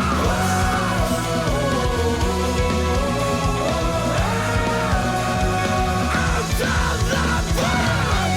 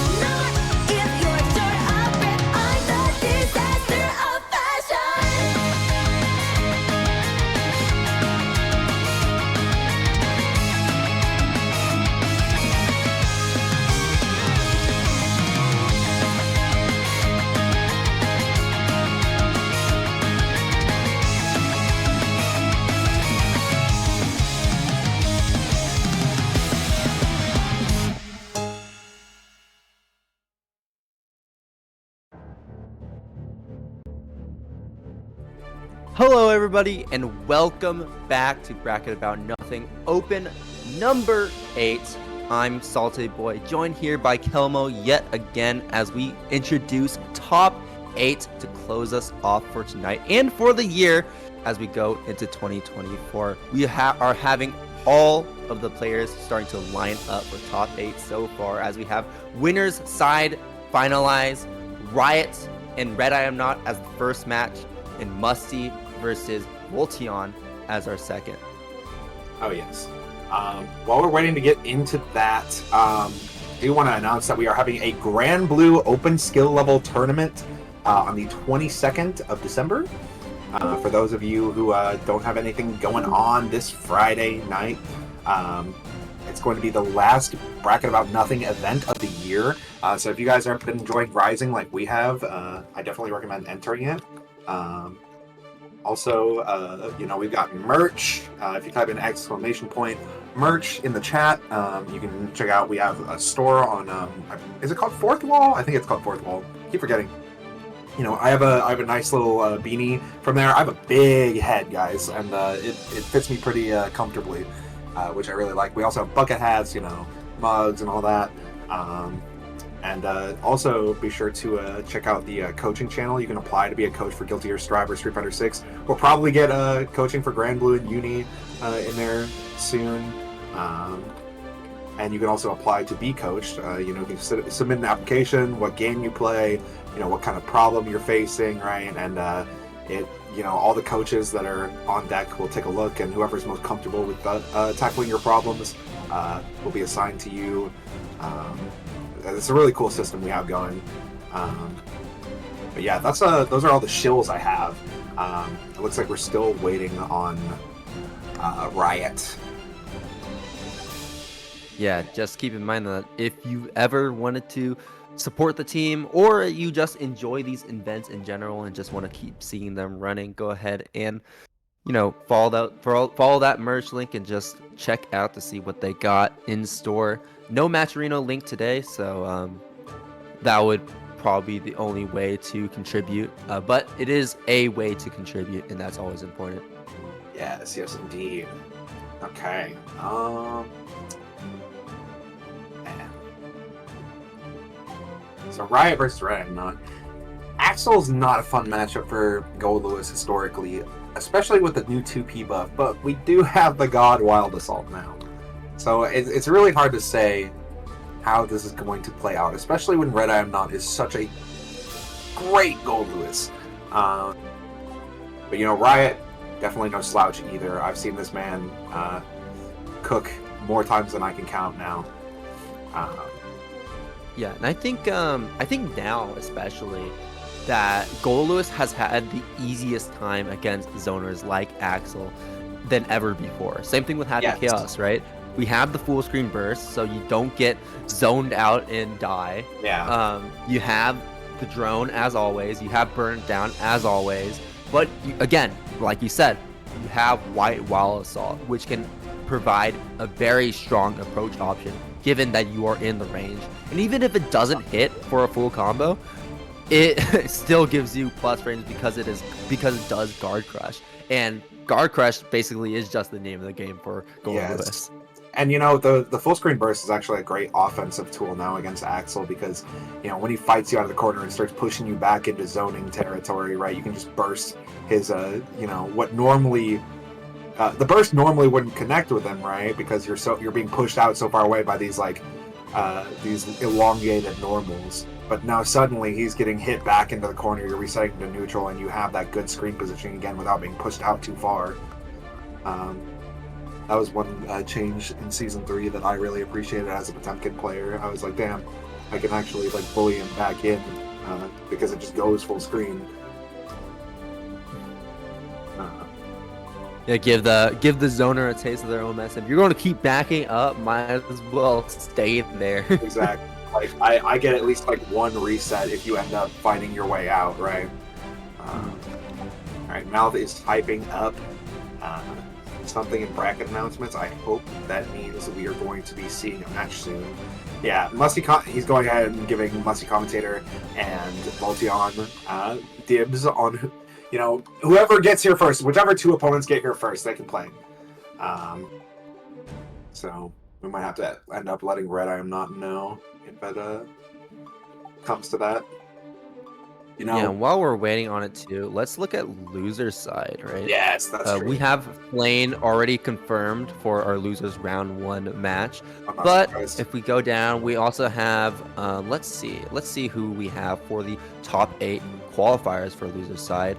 Right now we have, let's see, Mr. Diggins just waiting for their match to start playing. Kensei is a potential top 8 qualifier. Shampoo Goblin is a potential top 8 qualifier. Okay, And Diggins. All right, I see you. Damn. looking real good. Yeah, Mr. Diggins actually making it to winners quarterfinals actually. So they almost qualified for winners side of top 8, but Wow. was defeated by Riot, our Axel player, the zoner. Yeah, quite rough for a Nagoriyuki player like Diggins. Yeah, for sure. Yeah, especially an Axel as strong as Riot. Also, I do like that we're going to be seeing Kai versus Chip. Kai last patch was kind of a Chip murderer a little bit. Definitely one of the characters. I mean, even in season 2, he was one of the more difficult characters for Kai or for Chip to face. You know, I mean, I don't think Chip has like a truly terrible matchup in the game, but Kai was the closest, I would say, because he's like got every tool. He's got great neutral, and he outranges Chip. You know what I mean? And like then when Red Wild Assault came along, then like Chip was suddenly dying off of touches from Kai way more frequently, especially mid-screen, because his mid-screen conversion ability wasn't that great. And even with Red Wild Assault being nerfed, I still think that that matchup is not that great for Chip. So it'll be interesting to see how Voltion tackles it. I know that Danny, this is Danny, but like that guy's eaten more top-level chips than I can count alive, right? So that's kind of where I get this basis from. Yeah, and we also saw it happen a lot on Sunday's Shut Up and Fight, if you were watching that. We had 2 chips in top 8, and I think, yeah, I know that we've seen some chips like actually lose to the Kais over in top 8 or before top 8 as well. So it was not the easiest time. Yeah. None of those chip players actually here, Player G, and I think it was Honored Ogre that was there. Yeah. So a lot of strong chip players, but it looks like we're getting right into it. Riot not showing up, probably taking a bit of a break, but Musty versus Voltion is what we're going to be seeing right now. Voltion on the chip, Musty on the Kai. You know how it goes, and Voltion finding first blood, but Musty hitting harder. Yeah, usually, we give, when they don't show up, we usually give them until like after the stream match is over, just to give them a fair shot. You made it this far, right? But after that, there's not much we can do. Oh, there's Riot. Okay. Back to the match. Alright, Voltion getting some pressure started. Musty just going for the back throw right after the YRC RPS. Okay, nice little stagger pressure situation. Oh my gosh, just getting completely smacked by that Fuder Arc into a full damage combo for the kill. Yeah, that's why Fujiwara is so scary. It's a pressure reset, but it's also a pressure reset that's scary to press on. Exactly, yeah. When you have like all this stagger pressure going on, Fujiwara is that much more lethal. Oh man, very nice block on the overhead. Oh, the shimmy, but the coverage with the PRC. Another shimmy! Oh my gosh, you're dirty for that. One could say you're even musty for that. What an EP. Oh my goodness. Okay. Alright. Back throw yet again. Another throw when you least expect it. Get on the ground, Voltion is probably what Musty is thinking right now. That was a clip for sure. Like, that was just too clean of a sequence. I love it. Oh my goodness. Like, just the sheer confidence in the, like, back-to-back throws. Oh my god. Perfectly timed. And the sheer confidence in the double shimmy as well. I know. That was I mean, you didn't really need to do it to him. You probably could have just struck and counter hit him. Anyways. Gotta change your name to Grimy after that one. Okay, we're just gonna back off on round start. No need to risk it for the biscuit. Oh no, yeah, that's going to be a DP getting called out. Your burst is offline. What a 5H, are you kidding me? Getting this corner to safe gap with the 5K. Yeah, 5K is a ridiculous melee option for sure, especially against Chip. Like, I have seen Chips fall left and right to that 5K, so good on Voltion for not taking the bait. A little scary of a position to be in. Alright, nice. The Rekka gonna get you that hard knockdown. You're gonna build just enough meter after this positive bonus. Yeah, enough meter to get a super, get some RC, get some mix going. Oh, maybe trying to go for a command grab, I want to say, but it's not going to matter anyways, as this super should be enough to finish it off. Yes, it will, sending him all the way through the wall to finish him off, but that does mean Musty has full burst because the wall splat gives a lot of burst back, and Musty's already spending it with those wild assaults, keeping up the pressure and keeping up those extensions. There's the wall break, there's the DP beating out the J2K, and Voltion very low life, but we've seen these comebacks from Voltion before, so it could very well happen again. Alright, very nice. Yeah, just gonna keep it nice and simple. Going to convert into the Rekka for that hard knockdown. Gonna get at least 50 meter here. Definitely just going to get 50 meter here after the nerfs to positive bonus. Man, that's honestly, oh, what a retreating JS connecting with the J2K. Gonna get you that full conversion for the kill. Honestly, that was one of my least favorite parts of the game. I'm sure it was for everybody else too. Positive bonus being so strong and like the loops being so relevant last patch, because it was so good for like characters like Chip and Ram and not many others. So I'm really glad that you only get like one. The way they worded it in the patch was very suspect, right? They were like, oh yeah, well, you get the same amount of meter, but it's faster, right? And I was like, oh man, so it's just gonna be like more annoying, but you get less reps, right? But no, you straight up just get like 50 meter, and that's it. And it's like kind of great, honestly. Honestly, I think it's, I mean, I don't think that the problem with positive bonus necessarily was that how much meter it gave you, but more so that the amount of meter it gave you and how long it was as well. So like, yeah, you can, exactly. because you can only keep up to 100 meter at a time, and getting 100 meter in positive bonus, especially when you're constantly doing special moves, is really easy. So it's just about how long positive bonus stays at. Yeah, exactly. Like it was too long, like, and it was so many characters like did not benefit from it nearly as much, right? So like you have this like dichotomy of like characters that like benefited from both holding the corner and breaking the wall, and characters that only really benefited from holding the corner. You know what I mean? And it just wasn't very, like, I don't know. It just kind of, it felt bad. But now things are a lot more equalized, I would say. The loops are no more. Chip is not, you know, oh, got him GG'sing you after a wall break. Oh, very nice command grab reset. Musty is going to have to hold the mix here. Unfortunately, not able to anti-air there. Oh, very nice reset. Giving Musty some throws of their own. The DP actually being effective with that cross-up protection built into that hitbox. I know that his DP can be a bit weird just like that, and the Alpha Blade doing God's work for Voltion as they're able to secure that round win, even up the rounds here in game 2. And we are also even in burst meter as well. Big counter hit 2D, pushing Musty all the way into the corner, staying patient, staying grounded, however, getting called out by Musty and brought to the other side. That corner carry can be so crazy. Fast RC JH connecting.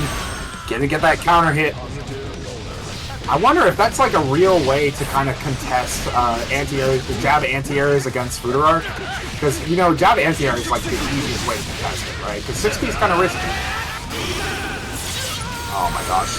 That's gonna be a hard knockdown, but we're just gonna go for the projectile. Okay, we don't want to deal with that 100 meter. You should be dead here. Oh wow, what a burst! Be careful of the Sun Giver. What a risk. And it does not pay off. It does not pay off. Voltion really just wanted that to be over with. Runs up, DPing, hoping and praying it would hit, and with so little life, that burst just became extremely predictable. And there we have it. Musty taking that first game, or second game, over Voltion. I would not be surprised if that was a misinput though, because I don't know if you've played Chip casually, right? But I will get Beta Blade here and there as a misinput when I'm trying to do whatever Alpha Blade is on there. Or whatever special is the quarter circle forward one on S. Alright, there's going to be a full coast-to-coast combo. Yep, we are going to be getting that super to end it out on the hard knockdown. Safe jump. Okay, we're going to spend that YRC early. Yeah, they love... Musty loves doing that CS, microdash CS there. I wonder, because, you know, Chip has great options to match on it, but that's the scary thing. I mean, if you match on CS, right, probably not worth that at Chip health. So I think that's why Musty's so confident in getting away with it. Oh, very nice empty, safe jump into the throw. That is forcing a burst from Musty Wow. very late, and there's a Zansei. Ryoga is going to come out at some point full screen with punish, and there it is, securing Voltion a round. But can Voltion close it out? Voltion's been having trouble closing these rounds out. I never see Zansei Roga use a reversal like that. That was crazy. Oh wow, great DP coming out from Musty. Tries to close the gap with a Fudora, hoping to catch some button out. Alright, very nice. Super, yep, wall break. Boom. Quite a bit of momentum in their favor. Yep, opting to wait a little bit. Going to get another super knockdown here. Musty has full burst meter and 50 meter to play with. Trying to wait for an very nice. Yeah, very nice. Good call out from Voltion. Great awareness as well that Musty was going to burst right there, and the score is evened up. Oh yeah, this is a great set so far. Definitely can see why both players ended up making it this far for sure. Mm-hmm. I think you like Musty is all about just keeping you guessing, overloading your mental stack. Is it going to be a high? Is it going to be a low? Is it going to be an empty jump? Right? Yeah. When's the throw going to come out? When's the whiff? When's the backdash going to come out? Where whiff punishes? And then you got Musty here, where he just needs that one good counter hit from how much risk he builds up over Voltion, just like this, right? And just that damage piling onto Voltion to the point where Voltion has much less wiggle room with how they play. Oh yeah, absolutely. Throw after throw, we are not letting you go for those DPs like you were before. Nice air stall, but it's not going to... Oh wow, this is going to be fat. Yeah, Voltion definitely wants to spend that burst there, otherwise they are dead, for sure. The Fudo are coming out. They did not have shock state on them, so that was quite minus enough to challenge. Oh man, what a throw! Wow. Okay, great tech coming in from Voltion. Still has to hold all this red RC. One more mix from Musty coming in. That wrist meter is blood red, but we're getting a back throw. Voltion sending out some clones. Not to get DP the super through the wall. This should be enough to kill. Oh, no, wow. it isn't. Are you serious? Surviving with a pixel of life and a dream, but the jump in overhead, not wearing their helmet. Musty will be being put onto Voltion's set point. Alright, nice red wild whistle combo. Even getting the pickup after the 5k whip. I love it. Was it 5k or 2k? I blinked. I just saw a leg. Anyway. Alright, yeah, exactly. Like I was saying earlier, does not want to mash on PCSs, even though there is a substantial gap between them. Oh, what wow. a perfect time to jump out, too. Too high to get DP. That's crazy. Very nice pickup. Always working during these tourneys. I'm sorry to hear it. There, if not us, there are tourneys pretty much every day of the week, though. There's bound to be one when you're not working if you just look for it. It's like, you know, I think there's a tournament for every day of the week. I think Tuesday is the, you know, we're kind of the outlier a little bit. Alright, yep, the red RC after the stun dipper, make sure you win that neutral situation. Saturday or Sunday, I think 9 Moons does Saturdays. Alright, there. Yeah, nice music. That is going to be Musty taking it home 3-2, knocking Voltion into loser's bracket. Oh yeah, Yeah, Iron Man this- Get Hurt You also runs on Saturday. Sorry, I didn't mean to cut you off. Oh no, yeah, that came very close too. But unfortunately, the damage that Musty was outputting did just completely outweighed what Voltion could do in that moment. Oh yeah. Yeah, that was such a close set. Like I was saying, right? Like even though Kai I think has an edge in the matchup, Chip does not have any matchups that are worse than like 5.5, I think. Right? Like, and just Voltion's such a master of the character, I would say. Very like, we just saw so many like amazing game sense moments coming out from them. So like it was such an even in terms of skill. Like that could have gone any other way on a different day. You know what I mean?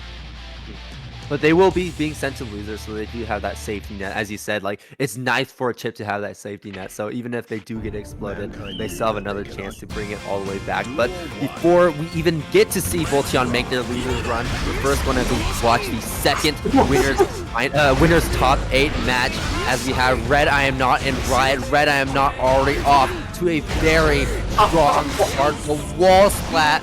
And we're just going to reset. We're not going to even wall break here because this will be enough to kill. One more combo will be enough to kill. And a perfect Red I Am Not to set the pace.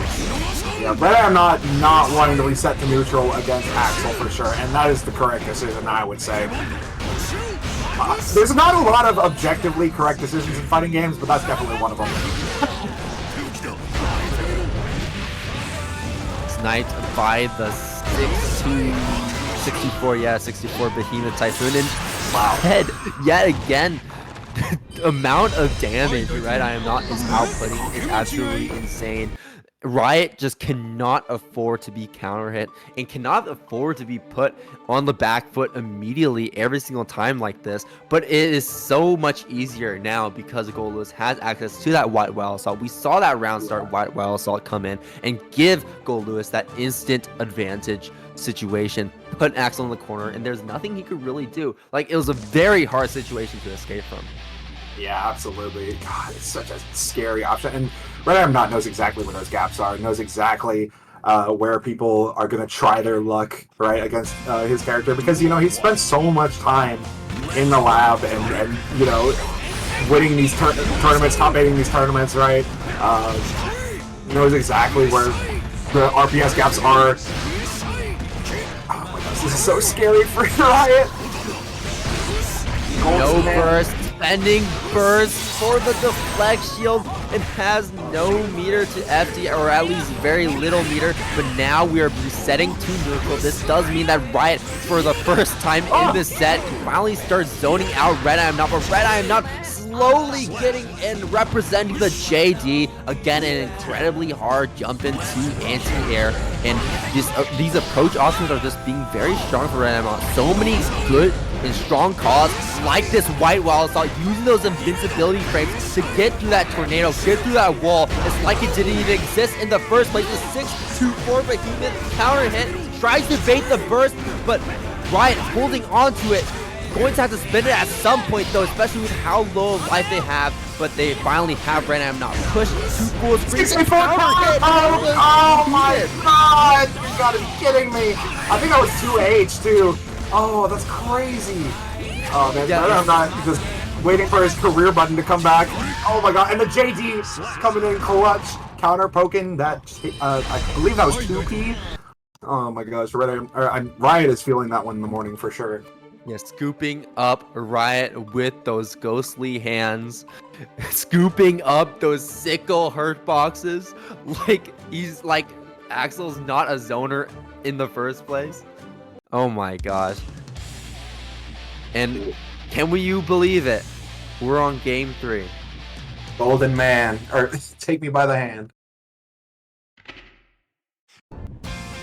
Duel 1. Playing Birthday Train as always. Maybe a fitting mood for the spot that Riot's in at the moment.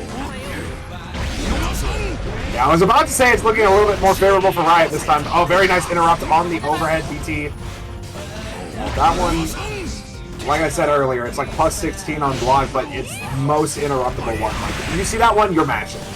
Okay, this is really good though. Red I'm Not has spent both of his burst meter, so he cannot white wall assault anymore. Unfortunate whiff on that sickle attack though, meaning that the time stop will not come to effect. However, yeah, Red I'm Not put to full screen. That white wall assault coming in. The moment that Red I'm Not got enough for a white wall assault, just use it immediately. The drone is out, holding Riot down, and now they're just going to use Bloodspring. What's it going to be? A block on the super, and there's the optimal punish jumping in between the hits, and the OTG is going to finish Riot off as Red I Am Not is now on set point incredibly fast. JD immediately, but Riot is putting him at full screen yet again. Red I Am not enough burst for white wall assault, so Riot has enough time to zone him out properly. And the drone just sailing right under. Not what Red I Am Not wants to see, but that's okay. We have our other son online, the white wall assault. Getting back thrown though. Oh man, that's unfortunate. Tries to go for an instant a BRC overhead, I believe. Not ready for that immediate 486. Oh, I think that he was going for JD there and ended up getting air throw. Okay, we're just gonna send out the drone, try to dash block these normals out. Oh man, yeah, even though it was a high jump and going for something instead of JD, he's still gonna get sniped out by the 2S there. Oh, there was a wild assault once again, tries to bait out the YRC, ends up getting pushed back out for it. Oh, too low to the ground for Axel 6P or 2S to come out. Oh man, very nice. Able to block out the Skyfish just in time. Both players have to be real careful here. It's looking good for Riot so far. Yeah, no, that's gonna be the Rensen taking it. Alright, I think that's Riot's first round. So this is the start of something good, unless you get white wall assault just like that. How dare you charge a tornado in my face? You are not a windbender. You are a fire. You're a fire user. Oh my god. He is able to narrowly backdash that BT as well. Reset to neutral. But who cares about neutral when you have an orbital laser? Oh my god, you're dead! Why is that such a good starter? Oh my god! That's gonna be, my mouth is open right now. I know. Holy moly. Okay, that's gonna be 3-0 in favor of Red I Am Not, I believe. Wow, unfortunate. Well, Red is gonna have to duke it out in losers for sure. Red I Am Not is going to be moving on to grand finals, I believe. Or wait, no, is that winners finals? Winners finals. Winners finals, yes. Yeah, where they will be facing off against Musty. But before we get to that, we're going to hop down to loser's side where the stakes are much higher and are completely finalized as we were running those winners rounds. For the first losers round of top 8, we have Zintai versus Kensei. And for the second one, we have Shampoo Goblin actually able to pull it through with a Potemkin in the end, making it through the top 8 losers side. And also Flame, we've seen them before. We know how strong they are. This is to be expected. You know, even though they struggled in the Kai matchup quite a bit, you know, Shampoo Goblin's got it for sure. There's a reason I recognize that name. Definitely one of the stronger NA players of my character, for sure. Definitely a notable tournament player as well. But we're not talking about them. We're talking about Zintai and Kensei right now. Two quite notable players in their own right. Zintai actually ended up fighting at a Frosty Faustings, I believe, earlier this year. They were in my pool. I lost because, you know, I didn't really have a lot of high-level Axel experience, but, you know, it wasn't that bad. It was, you know, you ever hear the saying, it was 3-1, but close? It was that. I know what you mean. I know exactly what you mean. Yeah, they're... If I recall correctly, they're definitely a zesty Axel. Definitely, what do you mean by that? Like, definitely, they have some scary tricks up their sleeve. They're not the Trevor Sue type of Axel, if I recall correctly. I could be getting them wrong. No, that's Stealthy, who's the zesty Axel. I think they are. Zintai is more of a Trevor Sue Axel, where they are more of a zoner, less gimmicks. But we got the tornado out on Meaty. Didn't get to see that a lot from in earlier matches with Riot. Ended up using it more in neutral. That's going to be full conversion coming in from Sensei. Is going to take Zentai's life. Or Kensei, sorry. Oh man, the food arc getting sniped by the round start far slash. Great air-to-air JS. What's gonna be the move here? Kensei just waiting for Zentai to find an opening to stop throwing out the sickles, and now Zentai is cornered. Same old story we've been seeing with Gold Lewis this entire time, happening with Kai, and Kensei getting this wall break. Actually going to give Zentai their burst back because of the burst recovery from the wall splat. Oh my gosh, the counter hit. I was actually expecting Rensen 2 to come back and snipe him in the back. So the right of the lightning confirmed will send Zentai through the wall one more time, and they're going to spend burst because they kind of have to at this point. They want to put Kensei at full screen when they have so little life. Anything can chip them out. Any hit will do it. Even a whiff punish on their sickles will do it. So you gotta be extra careful if you are Zentai, and unfortunately that stun dipper is not something you can react to as it comes down, chopping off his legs, breaking his legs, and securing Kensei for the first game of the set. Yeah, once you commit to that backdash, you know, you are stun dipper food for sure. I like the Kill Bill avatar they got going on, by the way. That's real cute. Little yellow tracksuit. Yeah, it's nice. I didn't even know you could get a tracksuit that looks like that. That's cool.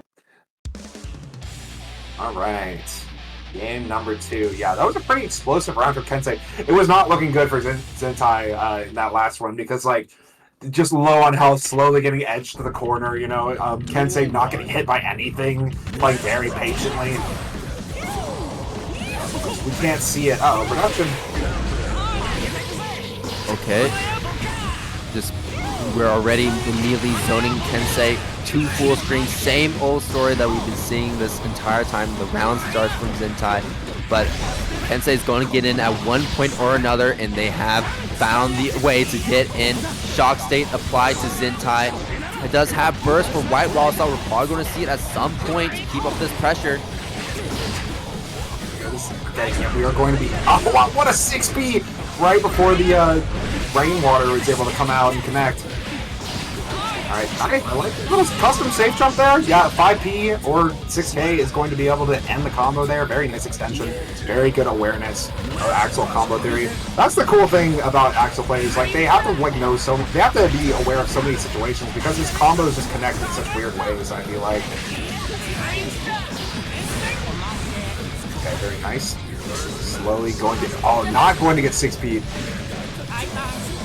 Okay, very nice. Able to back out of that rainwater reset.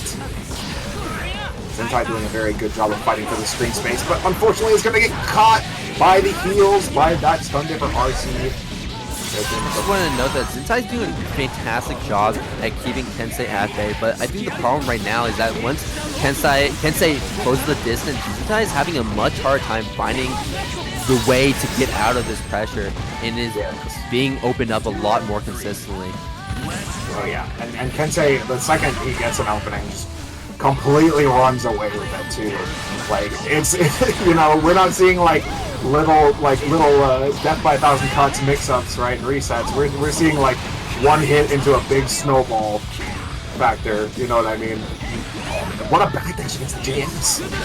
Oh, great food art trade. That is actually going to be pretty favorable for you. Oh, tornado! 2H catching the backdash. Alright, we got another tornado. It's going to help us fight our way out of the corner a little bit. I love that usage of it. Just standing right in the middle of it, right? Oh my gosh, that helps Axel so much in terms of fighting for screen positioning, I swear. Great burst. Excuse me, great burst coming out from Kensei. Oh my god, the jab dude. Right up. Alright. Zentai evening it up, 1-1. I don't want to jinx the players, but I have a feeling this is going to be a long one. You think? Yeah, I think so. I think it's just like both players have like pretty amazing neutral, to be honest, and like the interactions keep going so back and forth, right? Zentai heard that he's going to start getting time stop combos and TK bombers the entire time. Yeah, exactly. He's going to start killing Kensei in 2 hits. All right. Kensei's already been killing Zentai in like practically 2 hits too, so like they could both just speedrun it at this point. It's only fair, right?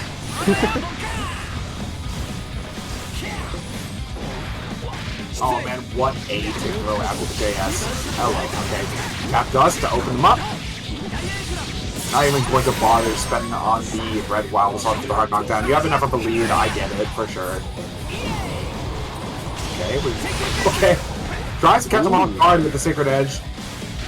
Yeah, I like that too, because every single time Zintai has shown that once they have that tornado out, they like to press a button immediately after. So Kensei recognizing that and going for the Sacred Edge, even if it didn't work, it was a really strong idea. Oh yeah, absolutely. Nice PRC to cover the whiff. Alright, this is a very scary situation because we know that Kensei's, oh man, great awareness there. He's able to backdash the throw and punish with the bar slash. Yeah, when you see a zoner running up on you, you know something's wrong. Oh yeah, especially after those plus frames, like, you know. You can smell it in the air. Exactly. Tries to make the burst, ends up getting the red wild assault hard knockdown. That is going to be Zentai's burst being eliminated temporarily, so they are going to have to hold the mix-up. Just going to end on the direct plot, so nothing too scary. But we're right confirming in the super. Is this going to be close enough to the wall to break? It is. Yes, it will. Yeah, from that from a lot of distances, actually, like Ray of the Lightning can easily get a wall break, and that was one of them. And what a smart move to use the Ray of the Lightning too. I was suspecting that Zintai was going to save that burst for the very last moment. Yep. But because they used super, that just completely locked them out of it and jailed them into that loss, as Kensei is now on set point because of that quick thinking. Yeah, a lot of high-level players will just try and hit confirm the super as fast as possible when they see that you're going to hold your burst for like a clutch moment, right? Even just doing jab into super, even if it's like not the ideal thing, just so they can get that guaranteed damage and make your burst value that much lower, even if it won't kill, right? Oh man, the reset into 6K. Oh, he ended up throwing the 2K there, I think. Oh, a little bit of a free. I don't know if Kensei's actually just standing still there, or if like there's like a controller issue or what. But it's ominous to see Kai just standing there doing nothing, for sure.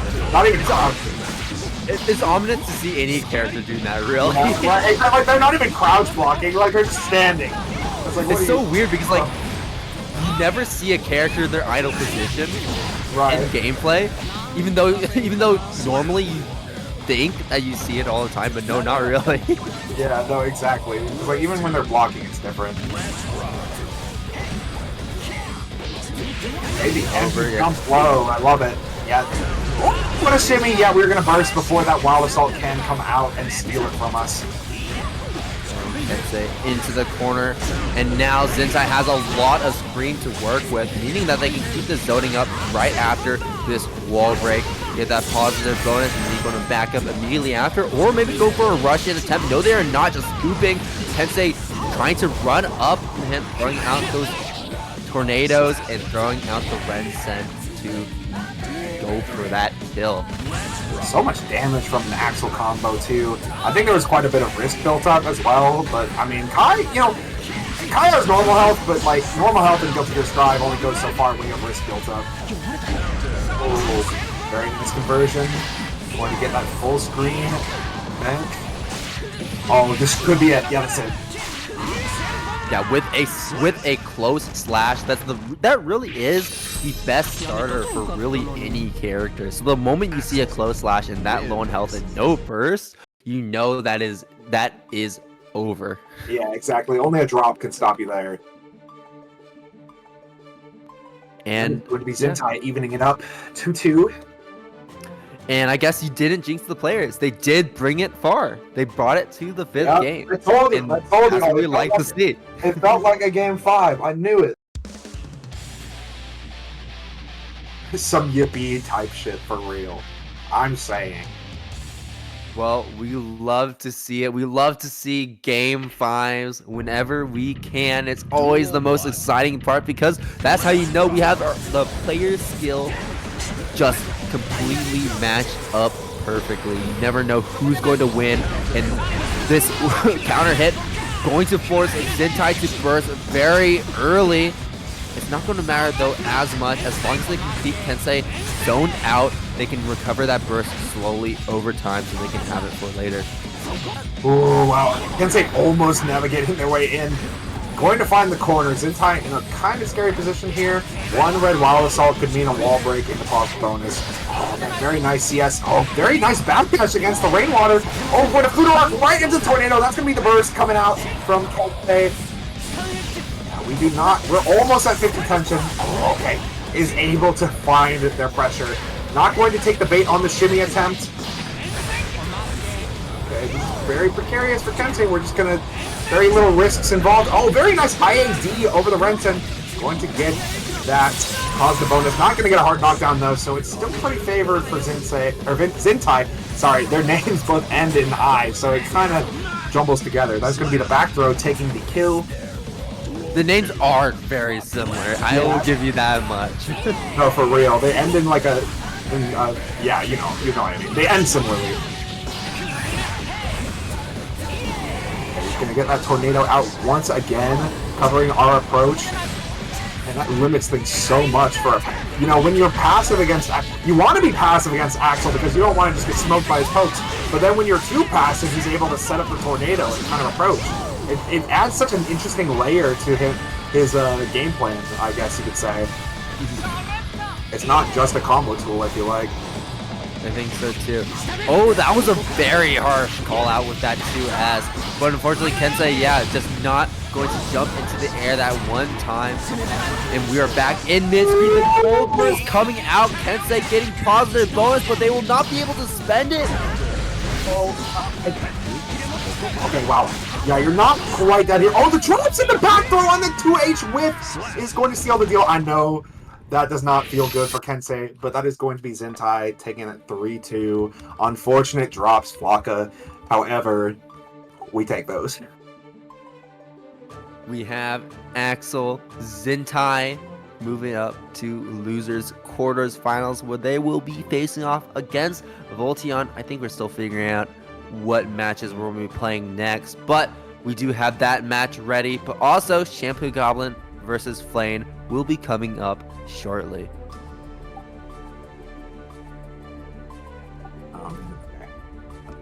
Yeah, it seems like we're having some issues with the players on what exactly the order that we want to play in.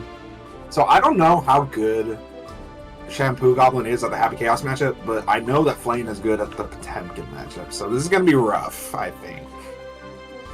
Yeah, no, this will be very rough. This matchup has never been better for Potemkin, but it's not... I don't imagine it's good. I haven't played it this season yet. I need to hit up Flame, actually, because I hated the matchup last season. I hated the matchup the season before. But it's probably never been better this season. I think it suffers. I think it really just suffers from the same problems he's always suffered from, in terms of this matchup. You know, the zoning, the incredibly strong, tight pressure. Yeah, the resource being a resource though, in at the ready, right? Like it actually functioning as a resource is going to be so huge. The Flex Shield being a little more relevant, not hyper relevant, but a little more relevant, and then like his Wild Assault actually reaching great distances and being fast. Also, Heat Tackle, because in the previous matchup, it was so hard to contest at the ready air to ground, you being used as an air to ground tool. So I feel like Potemkin is a lot more comfortable in this matchup than he was, because there were just so many things that like felt like you just couldn't counterplay consistently. Like it just felt like you were doing something wrong all the time against Happy Chaos as Potemkin. It's still not a good matchup, but like I feel like it'll be more doable for sure. Goldberg, that was definitely a misapproach coming out from Flame. I think that it was the shot plus dust or something like that. I think they fumbled because when I play Happy Chaos, I make that mistake too. Oh, one thing to note here in this matchup too, I think we saw a bit of it, but Flame is really going to have to know how to deal with Garuda because Happy Chaos has no reversal. So they have to pass these knowledge checks effectively. Oh man, no OTG coming out from Shampoo Goblin, but that's okay. We get the tap dust to seal the deal. Oh man, that's scary. Yeah, Shampoo Goblin definitely not afraid to represent armor in some of these RPS situations, which is catching Flame off guard for sure. Alright, yep, that's going to be a... Yeah, gunshot does add quite a bit of wall damage, so that is going to be an early wall break. Resetting back to neutral. We're just... yeah, Slidehead actually has less recovery as of the first Season 3 patch, so Shampoo Goblin just representing it, expecting Flame, you know, to just mindlessly zone, but it is not going to net the hard knockdown that they were hoping, and that's going to be the super wall break for the kill. Gotta get that meter. Very true, Mallet. What's the round start? Okay, yep, not going to be able to contest that. That's the thing. Potemkin is a character that really likes jab anti-air, but it is not something you are allowed to do in the Happy Chaos matchup. Happy Chaos's JS just tears through the jab, and Potemkin's 6B is very committal. Oh, we are just not FDing this pressure at all. Oh my goodness, and we are not getting out as a consequence of that. Flame. Okay, we are going to do the hammer fall card. Oh no! That is so minus, but still the wall is going to get you some form of pressure. Flame recognizing that you're able to backdash Garuda at that spacing, and this is going to be the Deus Ex Machina against the against the Tumble, doing that hard knockdown. Oh my god. Very nice block, but unfortunately the way is going to connect. It was a very good-looking first round for Shampoo Goblin, but then the subsequent rounds really showed what makes the matchup so hard for Potemkin versus Happy Chaos. It's not even necessarily that Shampoo Goblin was playing bad, but it was just like the matchup is just tough.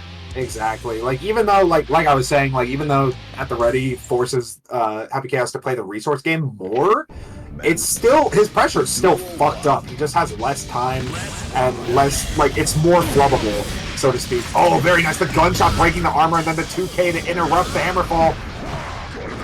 Oh, yeah, no. 2D presses pushes them away too much, unfortunately, for you to be able to get that Garuda reset. I'm sorry.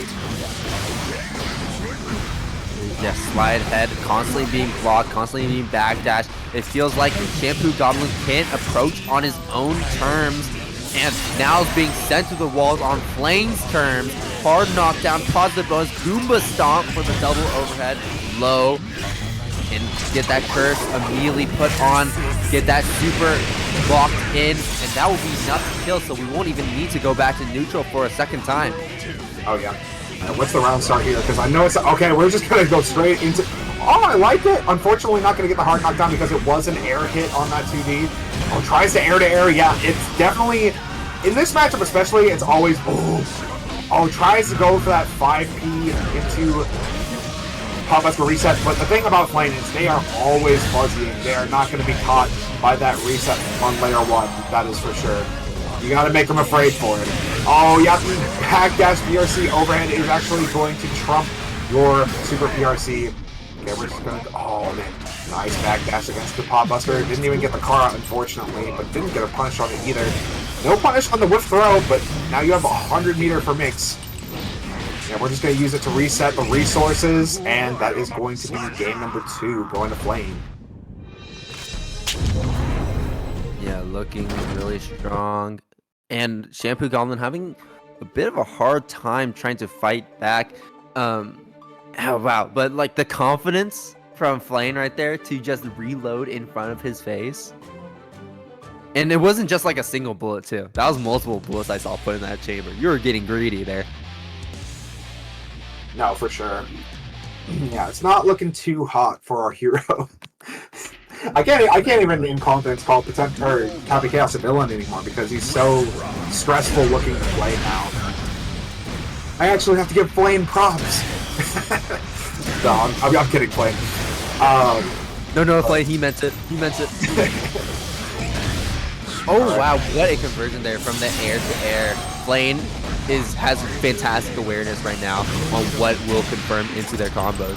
Oh, that was messed up. The extra over. Oh, the BRC to cover yourself. Gonna be able to whip punish that throw for free. Not gonna take the kill. I don't. Yeah, no. You have no time there. Like, you could have BRC'd backwards, I feel like, but even then, you were in a bad position. Yeah, Flame. That's the thing. Even if Happy Chaos got gutted, like, Flame would just pick up another character. They're great at the cast. So, like, they would just pick up another character. Yeah, no, that's the thing. At the ready, even though it takes concentration, it's still unfuckwithable when you are cursed. There's the stomach, just so many things that Flame is expecting from Shampoo Goblin on defense, the overheads, the lows, and it's become so increasingly hard to block the PRC forward. Buster, a last desperate attempt from Shampoo Goblin to get some damage on the table, to get some sort of advantage, but unfortunately it does not end up working out as Flame secures that win with a perfect, the 7 letters he wants to see, and will be moving on to losers quarterfinals, where they will be facing off against Riot, another zoner actually, Axel versus Happy Chaos. I think, but an update, quick update, I think that we are playing the Voltion, or I think the Voltion and Zintai matchup is going to be played off stream, so we will, I guess, just wait to see what the result of that match is. But coming up next, we have winners finals. Red I Am Not versus Musty. I'm excited. Gold Lewis versus Kai. 2 of some of our strongest players, really. Musty, incredibly strong results.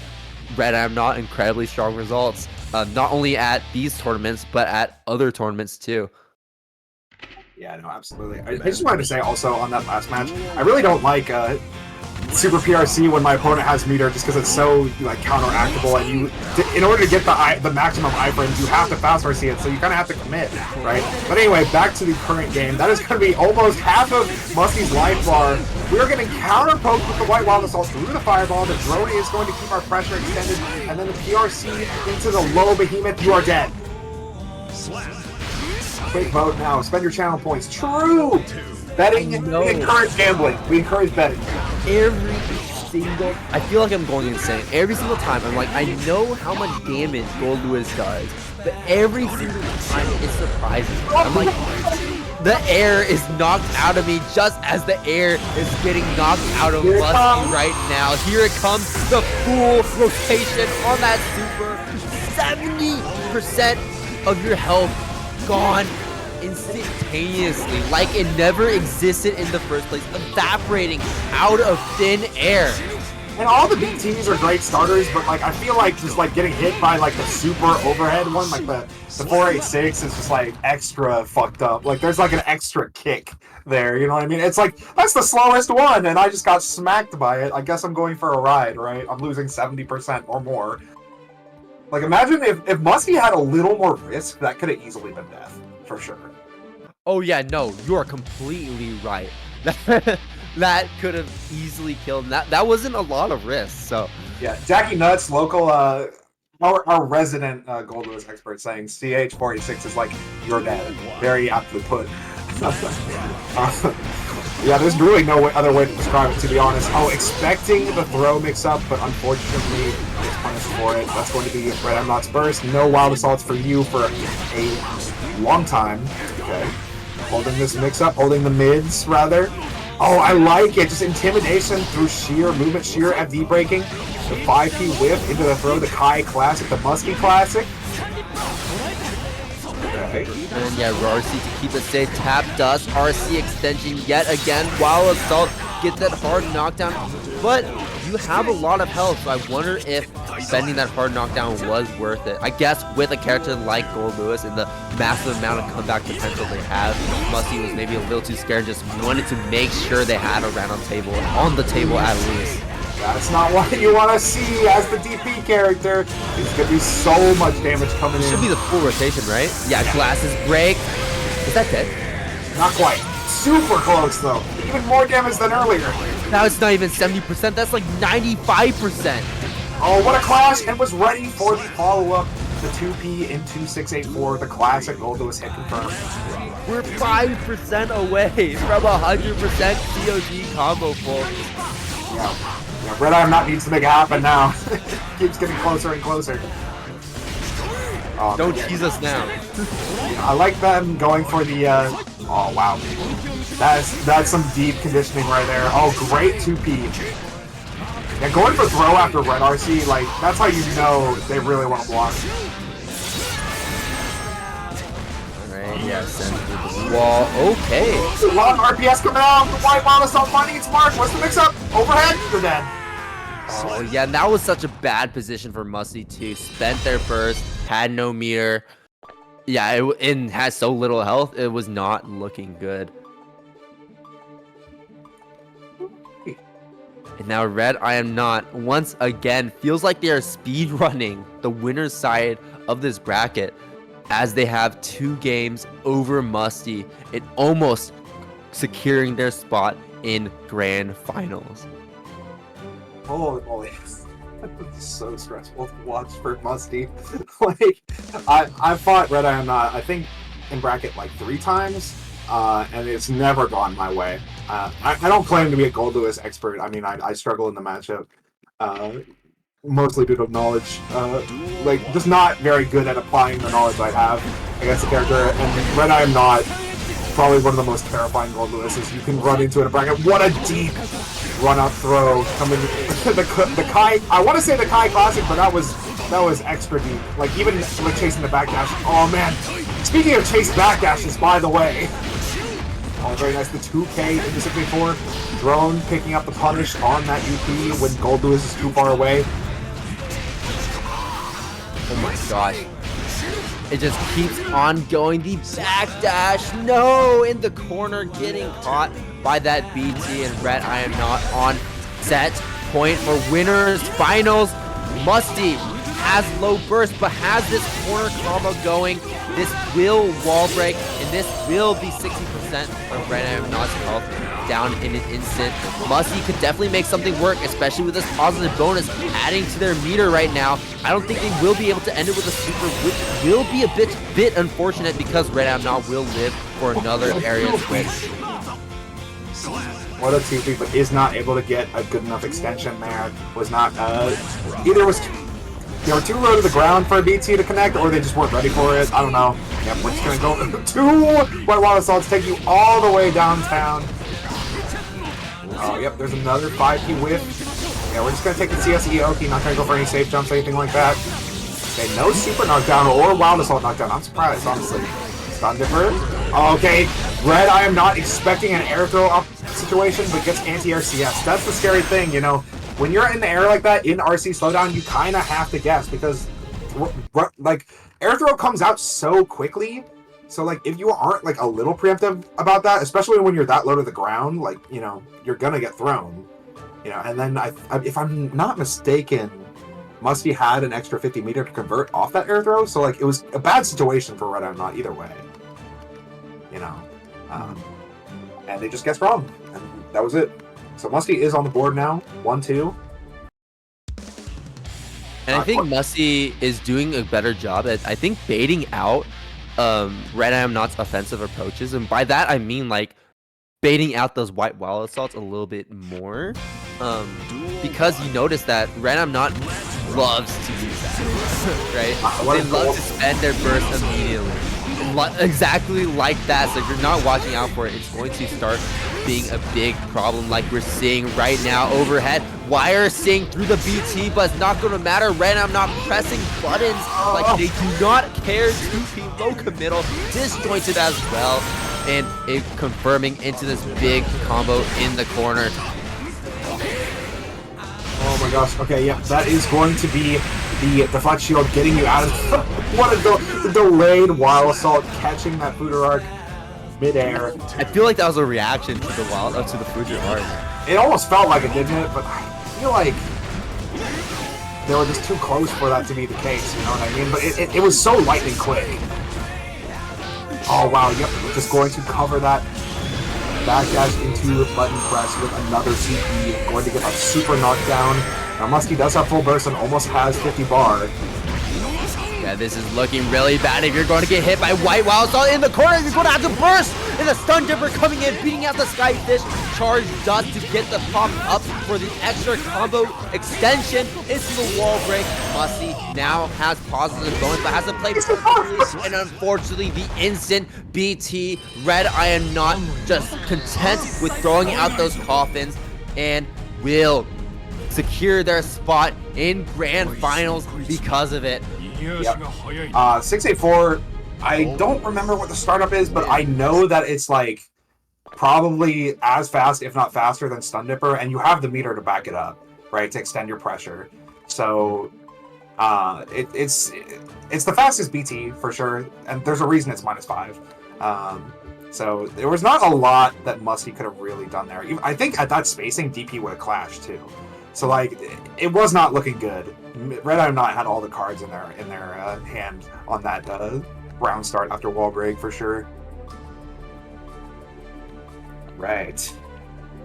Up next, we got Riot versus Flame. I believe I've seen these two fight before. I think I saw them fight in the last League About Nothing. I ended up DQing out of that because I just was not enjoying the game, so wasn't able to compete in that top 8. But I remember Flame ended up winning that one, if I'm not tripping, because like a lot of when you commentate and when you watch as many tournaments as I have, like they kind of bleed together after a while.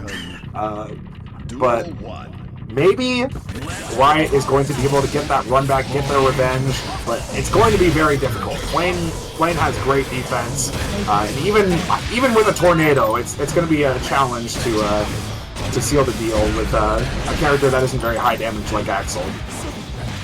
Generally not very high damage. There it is, the back throw in the corner. We all know it so well at this point. Popping up, Happy Chaos in the air. No burst to get out of this one. Is this enough? Yes, it will. Bombers just do so much damage, and for good reason, right? Oh, man. Counter hit, charge up that concentration, keep this pressure up and going. Is what's really great about Happy Chaos is not only that Happy Chaos can play as a zoner, but they can also play as an aggressive rushdown character if they want to. Very well balanced, well-rounded character, and also like the instant gunshots too make it harder for a limb zoner to actually play the zoning game.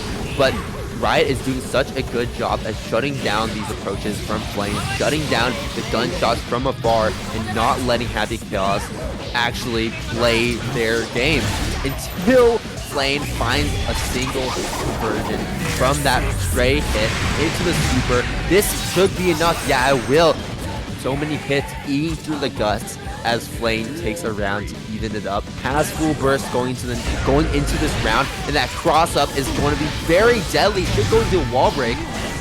No, never mind, going up for concentration instead. Oh yeah, right. As the bullets are about to run out, goes for that throw. Yeah, that's the great thing about Happy Chaos now is it's a little more telegraphed to tell when they're gonna throw, because when they're running out of resources, like it really, really matters now. But like, it's still, you know, easier said than done to be able to pay attention to that. Oh my gosh, I can't believe he dropped! There's going to be Flames first going down. Only 2 bullets remaining. Okay, that's going to be the Rensen. Riot taking advantage of the opportunity. Fast RC is actually going to not lead to a 2-edge connecting. Okay, you're out of concentration. Why are you waiting? Oh, wasn't looking at the bar. It is your time to get in. He can't do anything. Charging up a bullet, has 2 bullets in the chamber, tries to shoot, but was not able to shoot in time.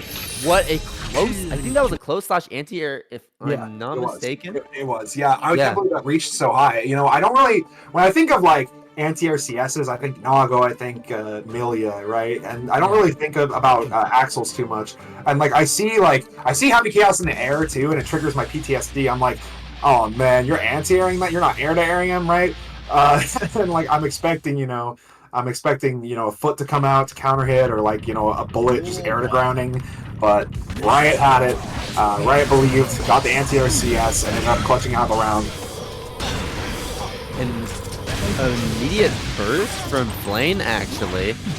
Very interesting, but they have the advantage. So in the end, that's all that really matters. Tap Dust will connect wall slump combos. Here we go. Super extra damage. Tack that on.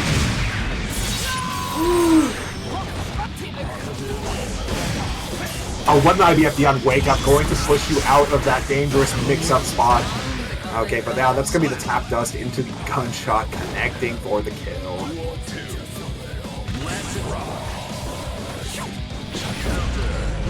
There it is. To H, catching and counter-hitting that. Oh! But JP actually whiffing when they were point blank and getting air thrown for it. I think Flame wanted to bait burst there or something, or wanted to go for some sort of mix-up, but they had the gun out, so they weren't able to. That's going to be another throw. ERC. Oh, I like it. Even though there was a little bit, I feel like that wasn't the true mix-up they were going for. They were able to freestyle it well enough. BRC right into the 2K, going to land them and block stun, not going to be able to get off any sort of pressure there. But this is a great position to be in if you're Flame. Oh man, yeah, the gun not able to auto-track quite efficiently enough because you don't have Curse active. Oh, yep, I think that was backdash getting caught by the steady aim. That is going to be Flame taking the second game, so 1-1. You think this one? Do you think this one will go to a game 5? You know, honestly, I don't know. Honestly, Riot's looking pretty good right now, but I mean, Flame, you know, you can never count Flame out. I've seen that motherfucker, like, pull off some amazing stuff. And, you know, even though I feel like Axel Happy Chaos is so much more doable now, I think it's, like, I'd like to hear what an Axel player thinks, because that character has gotten so much. He's dodged so many nerfs. Like, every patch I hear Axels go, "We got away with it," and I'm like, is he that good? You know. And Happy Chaos got probably some of the most significant nerfs we've ever seen in this patch. So, you know, you really never know, but nerfs or not, that is a perfect coming in from Flame. Very convincing first round on this third game here. Never bring a sickle to the gunfight, or that is not something Riot would actually say, as they are starting to do some work, but not if they are cursed against Happy Chaos right now, and not if they don't block that cross-up roll, which is very, which can definitely put a lot of people off guard when it does happen. It's not something that Happy Chaos has used a lot of the time, but it is an option that they will represent, and has like very strict counterplay to it. Yeah. Great discipline. Oh, great text coming in from Riot as well. Was able to tech that earlier throw as well, and good discipline on the first. If they're able to clutch out this round, that is going to greatly reward them. Oh man, the whip punish from Steady Aim on the far slash. Oh, 2H! Not afraid of a potential gunshot coming out. Nice gamble. Okay, ooh, still is aware that Flame isn't able to kill there. YRC, yeah, we don't want to hold anything here. And the CS into the run-up throw. Oh my gosh. The burst discipline turning into greed, but hey, it ended up working out. Was not afraid till the very end, and has the burst for the next round. Yeah, if it works, right? Alright, listen, you're a little bit too brave against that gunshot. Is able to, Flame is able to snipe out the Ren-Sen there. Oh, the shimmies! Oh, is not able to bait the burst there though. No resources, except you do have Red RC. Looks like they're going to be able to kill with this combo right here. Just a matter of time. All of that with only one bullet in the chamber the entire combo. They kept reloading that same bullet as they were going. Yeah, that's how Happy Chaos work. I mean, it's just what you only need one bullet, quite literally, just because of how fast reloading is. Yep. You only need one bullet to make your pressure safe and your combos work. Exactly. It makes it that much harder, right? But it just goes to show how good Flame is at their character. Being able to pull out these combos in a clutch situation when you only have room. Well, you have little room for error, I should say, right? When you don't have any other bullets to work with. Mankind knew that they cannot change. I need more bullets. I actually don't know that reference. I'm sorry. Okay, there it is. A burst immediately. And actually, Riot going on the offensive this time, which is very unbecoming of Riot as a rush down. Okay, this is more like this. This is more like him. Oh my god, 2 IPs in a row approaching. Flame, are you a box player? You're gonna have. I know you're listening. You're gonna have to tell me after this.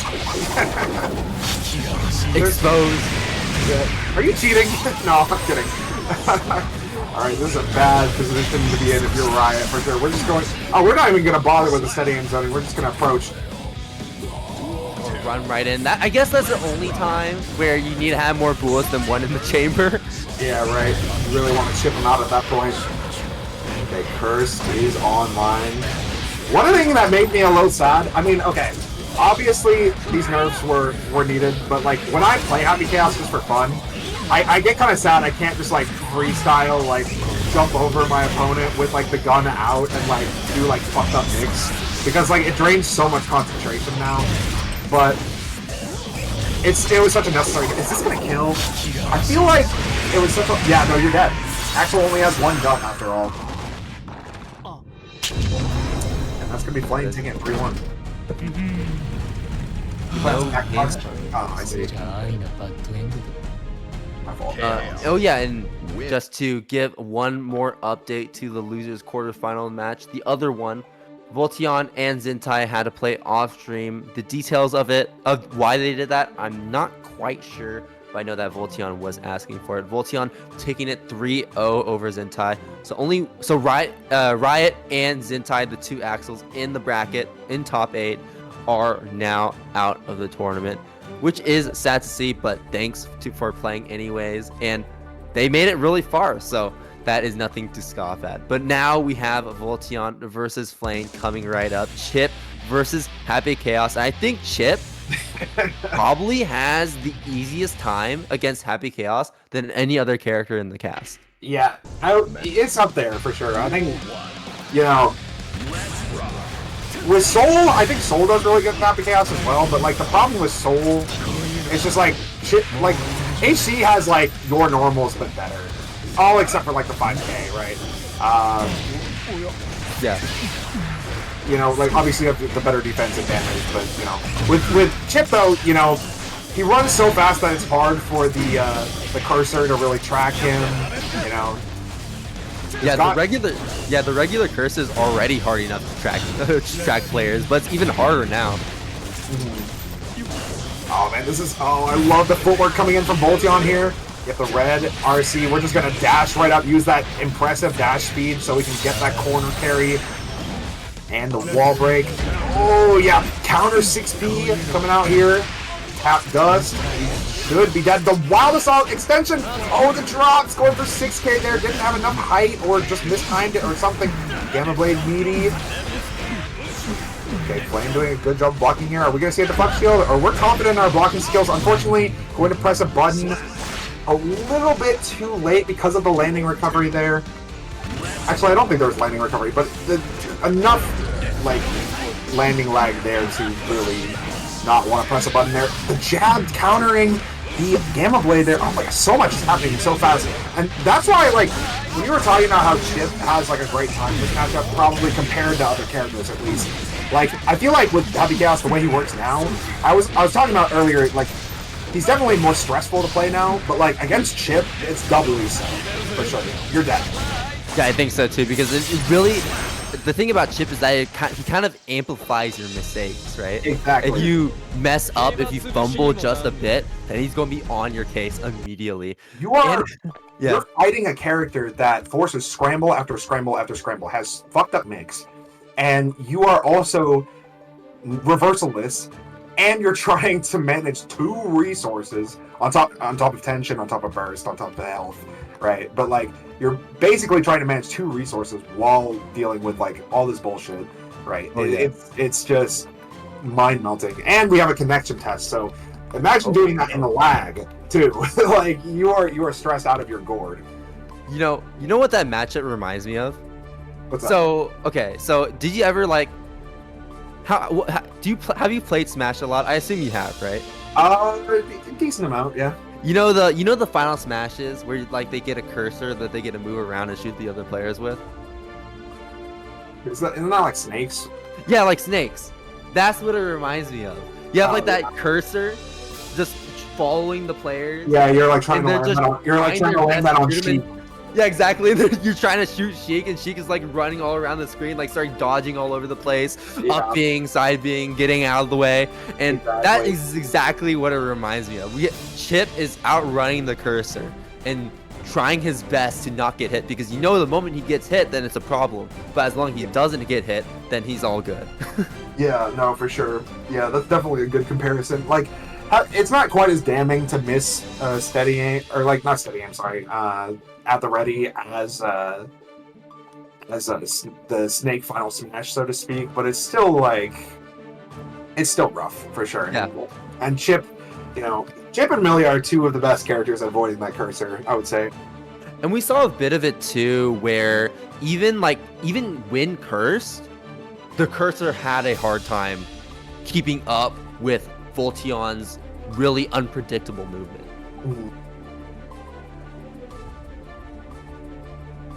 All right, yeah, we're getting that connection test underway. Just as a reminder, guys, while they do that, I'm going to show some stuff that I showed earlier in case you guys weren't listening, or you just need to be reminded, or you weren't here. On the 22nd of December, we are having a Grand Blue Fantasy versus Rising tournament. It is open skill level, so anybody can join. I don't know if we're doing a prize pool for that. Probably not, but it's possible. Very excited to see people come out for that. Really hoping we have some commentators for that so I can enter, because I love that game. It's so much fun. And I ended up missing the ladder. I ended up missing the ladder that you commentated. I had to go get my car from maintenance, unfortunately. But yeah, look forward to that, guys. Also, if you type in !merch in chat, you can check out our merch store. We have t-shirts, we have mugs, we have bucket hats, we have beanies. I have a beanie that's across my room right now, but it's real comfy. It fits my big head. I mention that every time, but I cannot stress enough how nice it is to have a beanie that fits my head. There's a lot of fun merch there. Honestly, at some point, if I ever have the motivation, I will probably design some merch for that store at some point as well, because as much as I love the logo, we're gonna need some variety in there, I think. But yeah, that's something to look forward to as well. And what else was I gonna? Oh yeah, coaching. The coaching channel. You can sign up to be a coach for Guilty Gear Strive or Street Fighter 6 at the moment, or you can even in the future. We're probably going to be doing Uni and Grand Blue Fantasy versus Rising coaching as well. And if you don't want to be a coach, if you want to be a coachee, you can submit an application describing the game you play, what character you play, what problems you're facing, etc., etc. And one of our coaches in the coaching channel will take a look at it, and whoever feels confident they can help you with your issue, they will be assigned to you, and they will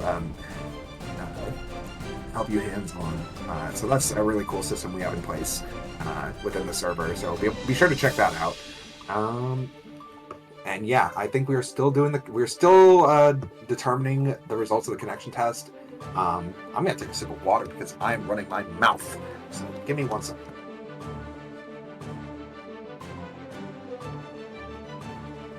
Let me see these results real quick. I just want to refresh myself on the state of the tournament. I know that we have Red I Am Not in Winterside Grands, which is terrifying for anybody who is going to be challenging them. Yeah, I think it's terrifying for really any player, right? Yeah, there's a lot of characters you don't want to be fighting from behind in loser side, but a big body that does humongous damage is one of them.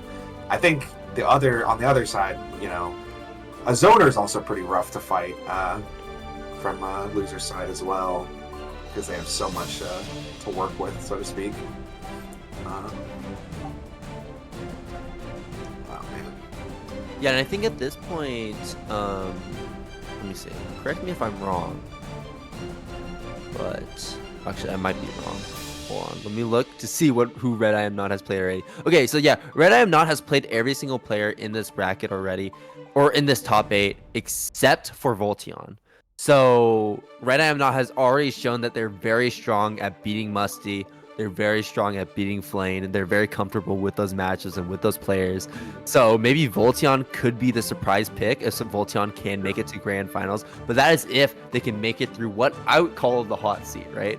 There's the losers semifinals, there's the losers finals, and then there's grand finals. If they can beat all of them, they're going to be on stream the entire time, just grinding at it, hoping that they can win. But getting a reset against Red I Am Not is no easy feat. I've seen many try and fail in the many brackets I've commentated for Strive. I've commentated Red I Am Not a lot at this point, and he's just a very consistent player. And consistency with Gold Lewis is something that something that you should always be scared of, right? Is never a good combo if you're the opponent.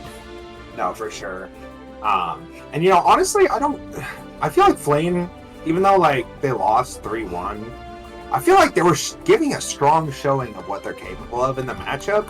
I think, like, I'm not counting them out if they do make it past Voltion and get to winner's side.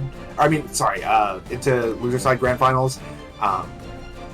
It's going to be a challenge, you know, resetting and getting through all that. But like, if they can just adapt, I feel like they've got enough knowledge of the matchup, good enough defense, etc., to make it happen. The only thing is like, being in loser side against a big body is, you probably have the least amount of time to adapt just because you fucking die. You die off of a single mistake. So that's the main kink in the game plan there for sure. And I don't want to, and again, like you said, I don't want to count any of them out. Like, even if, like, as I said before, like, Red Eye, I'm not super comfortable with these matchups already, that they've had incredibly strong performances on stream.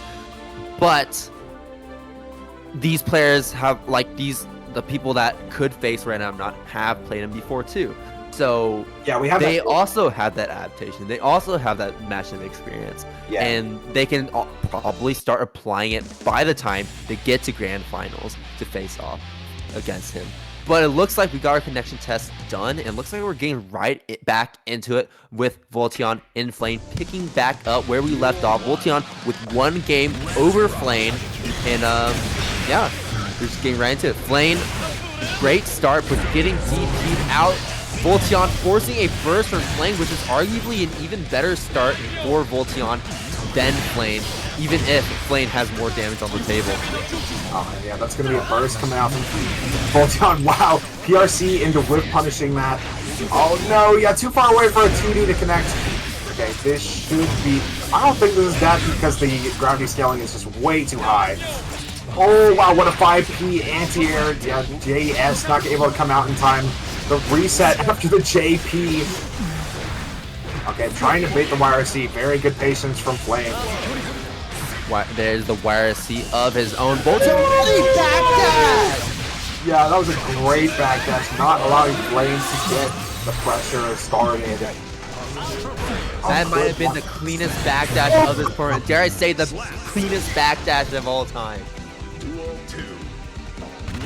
Oh my god. And there it is, just avoiding that cursor like it's the devil. Oh yeah, the cursor is lava for sure. Yeah, even if you backdash Happy Chaos, I mean, that gun comes out so fast, like... Oh, I like the attempted mix-up of good blocks from Voltion. Great blocks from Voltion. Okay, not going to take the bait. Not going to get caught by the PRC trap there. Good blocks coming out from Flame. Good IBs. Oh no, but shot on whiff is not going to catch the Speed Demon. And there's the Red RC. The moment that they find that one hit, they can hit confirm it all the way into a full combo. No, the drop at the very end. The throw check, the bullet hitting from behind. That is some aimbot if I've ever seen it. Shot on whiff is heresy, but it is in the game to stay, I think, after this many patches. Tries to go for the red Wild Assault neutral skip. Not going to find your mark. The delayed overhead into the red RC for the kill. Voltion is going to take the second game. These are all coming down so close. Voltion here bringing legs to a gunfight. Not even a sword, just bringing legs. Just at this point, what Flame needs to do is just break those legs. Take a hammer to them. Take a hammer to those kneecaps.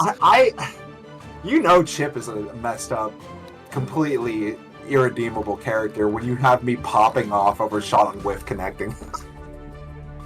Like, why did I get excited for shot on whiff right there? I have to like psychoanalyze why that happened. I have to talk to my therapist about that. Alright, looks like Flame's taking a little breather, trying to reevaluate what to do. Nope, it's more connection test stuff. Flame said, yeah, this isn't... Alright, yeah. So Flame's giving the win to Voltion, because they are in another bracket anyway. Alright, understandable.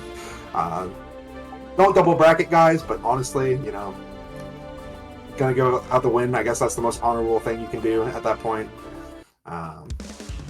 Oh, wait, are we just gonna play out anyways? Oh, no, okay, no, this must be, never mind. I was about to say, like, wait a minute. Okay, Yeah, cool. I forgot that was loser semis, my bad. Yeah, so now we are in losers finals. We're approaching grands, but before we get there, we have to duke it out here with a second and third place finalists, Musty and Voltion. Oh my goodness, yeah. I think this is the run back. Yeah, no, because they had the 3-2 earlier. Very intense set. I love that the run up into delayed Fluter Arc. Very scary stuff. You know, Fluter Arc just being very interruptible generally, but like the way some of these high players mix it in, it's like very terrifying. Oh, I like it. Empty fake safe jump into the throw. Shimmy into the overhead 6K. This is not going to be enough to kill, not nearly, but you're still going to get that hard knockdown. You're going to get 50 meter to play around with, as well as your 2 charges of Wild Assault here. And by now, you can tell these players are starting to reach more, starting to do some more, starting to do more things with more confidence, right? Because they've played each other before. They have those layer 3s already in and on deck. Yeah, no, the layers are piling up like paint on a wall right now. Oh, wow, great DP coming out from Voltion, interrupting that red Wild Assault reset. Ooh! Okay, that conversion here. I love the bounces. Hard knockdown on deck. Alright, we're in safe jump and actually hitting low, but no confirm. It's alright though, because Voltion has so much health to work with. And there it is, red RC extension, not enough to kill, but such a good position. They gotta be feeling pretty good. They got their dream job, they got their dream card. They're set for life as long as they can keep, as long as they can get a single hit, find a single hit against Musty. But Musty, that's a massive counter hit. That health is being deleted in seconds. And just like that, as I said, Voltion was so comfortable at one point, and now seems like they are fighting for their life. The Zansei Roga coming in for full speed into the alpha plate cross-up. Can't believe, oh my god, Musty even DP'd it and still got killed out of that. That was crazy. Oh wow, man, these CPs are so clutch. Are you kidding me? Alright, stun dipper, yeah. I mean, Chip can just get that vertical, get out of there with the J2K, and he's going to find a conversion that leads into super for the hard knockdown once again. Ooh, that's a fantastic counter hit. Yeah, good job on Voltion recognizing that they will have to burst that one. And Musty having no burst in this situation either. This will lead to a wall break. No, never mind. It looks like Voltion flubbed the ending to it just a bit, but it's okay because Musty still doesn't have any meter on deck, and he's in the corner where Voltion will finish them off, and Voltion taking the first game here. Wow, what an explosive set so far. Yeah, these players are definitely have the download on each other. They know how they work, they know how they tick, and we're starting to see comebacks because they can start because they are now understanding the patterns that they need to abuse and the openings that they are comfortable with taking.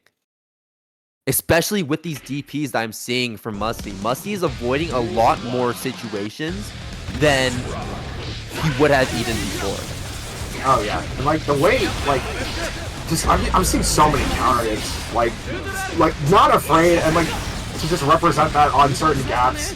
Just has such a good read on what Voltion likes to do in pressure. Yeah, just keeps on going. Voltion still plus on these things.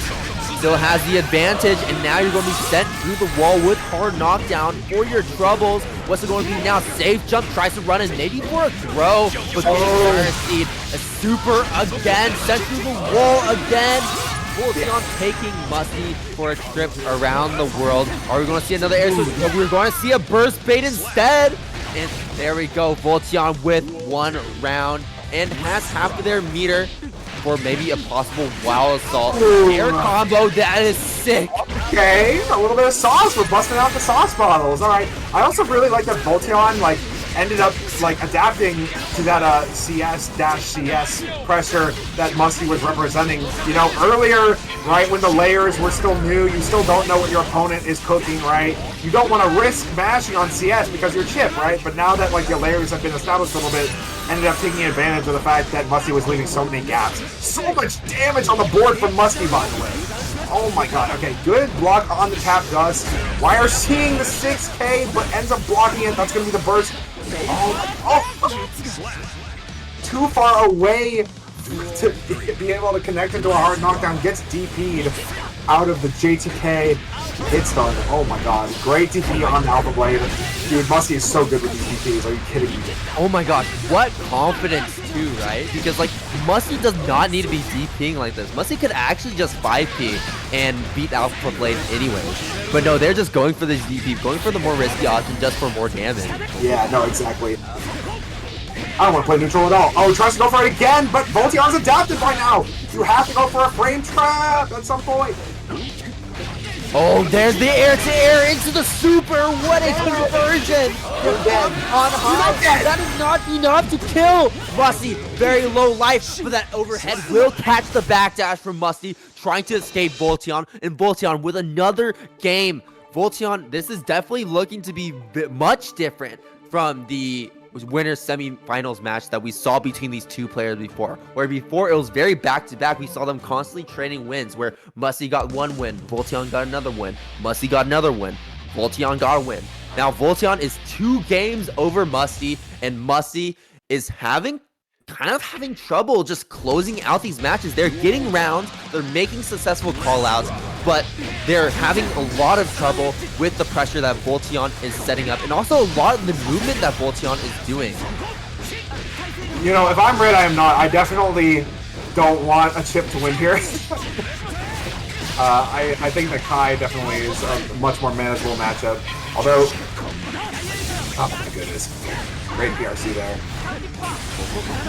Listen to RC that to keep it safe, keep that pressure going as well. Voltion will get clipped by that, will get clipped by this air-to-air. Another burst from Voltion. Voltion loves spending these bursts. Voltion is, I just love this sheer confidence from Voltion that they're able to pull back matches from incredibly low lives. They're just so confident in their play that they can play perfectly enough to secure these matches. Oh my god. Dude, Voltion's so good at like RPSing out of hit stun. Like most people will just block some or like hold some of the things that Musty is. Voltion is too, but alright, we are going to explosively and flashily take the reins back on that momentum. I think that's 2-2, right? Or is that 2-1? 2-1. That's 1-2. Musty on the board now. Yeah. That will be Musty's first win, and that is going to probably put a damper in Voltion's play. It's probably going to keep Voltion in check, saying like, hey, you cannot be bursting this much, because if you're constantly bursting and having that much confidence, while it can be good, it can also lead to your defeat, just like in that situation where Voltion had no burst to escape those combos that Musty was doing to him in the second round. A DP being baited out, has the meter for a super. I think we're going to see it. No, we're not. Multi-hit on that on the end of that move.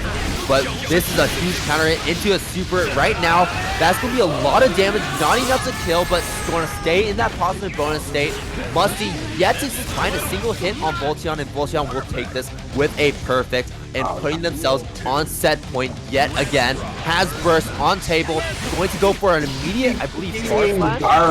Oh man, oh the gold burst, you don't want to have that whip when you're on set point.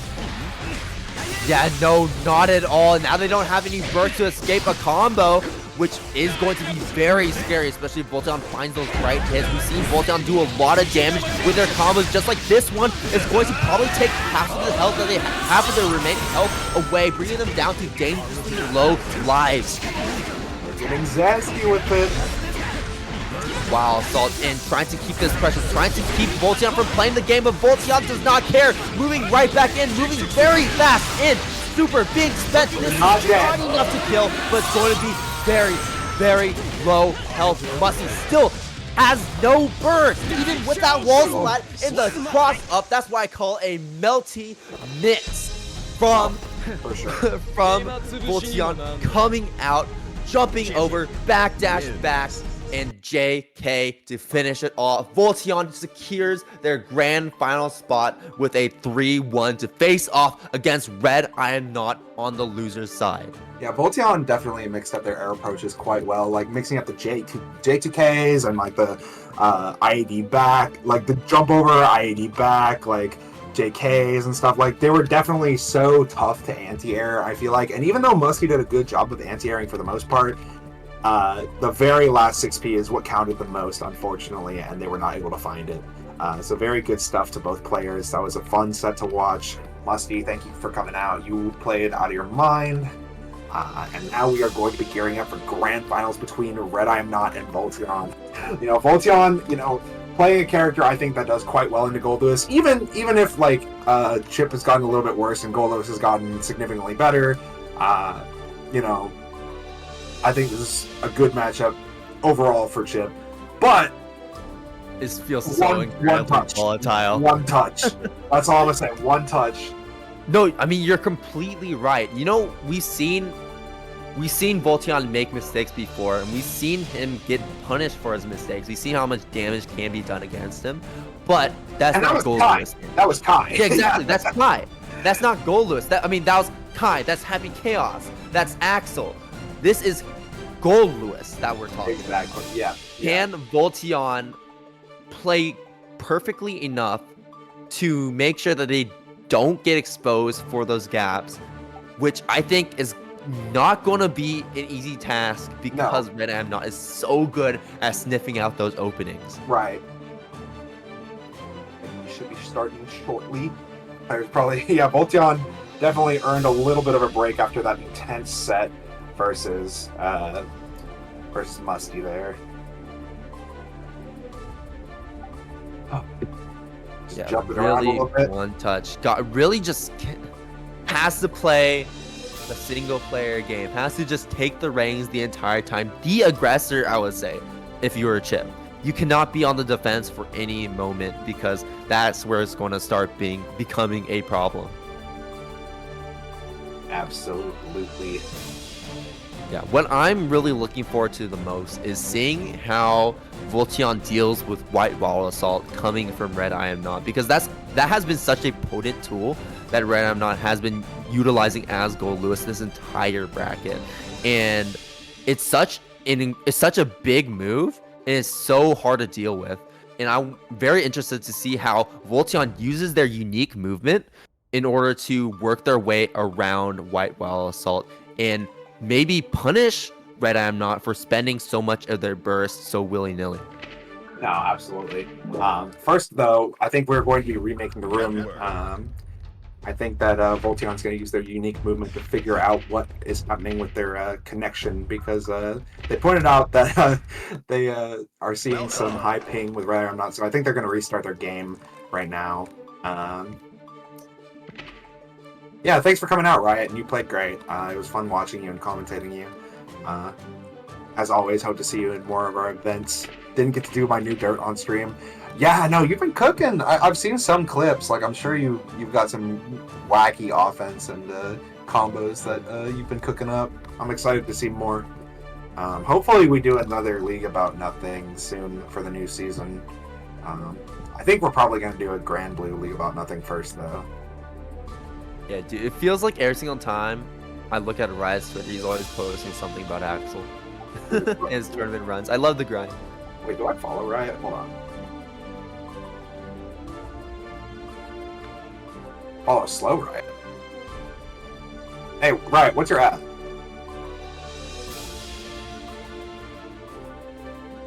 Give me the ad. It should be just ATL Riot. I think ATL Riot _ or whatever. That might be it.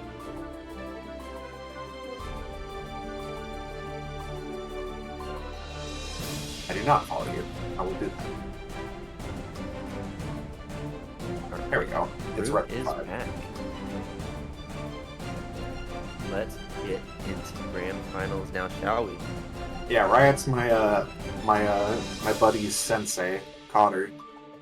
He was. I remember hearing his name a lot whenever she ended up winning bracket about nothing. My goat. Shoutouts Cotter. Oh wait, the room's back up. Let me get in there. Shit. Let me in. Don't start yet.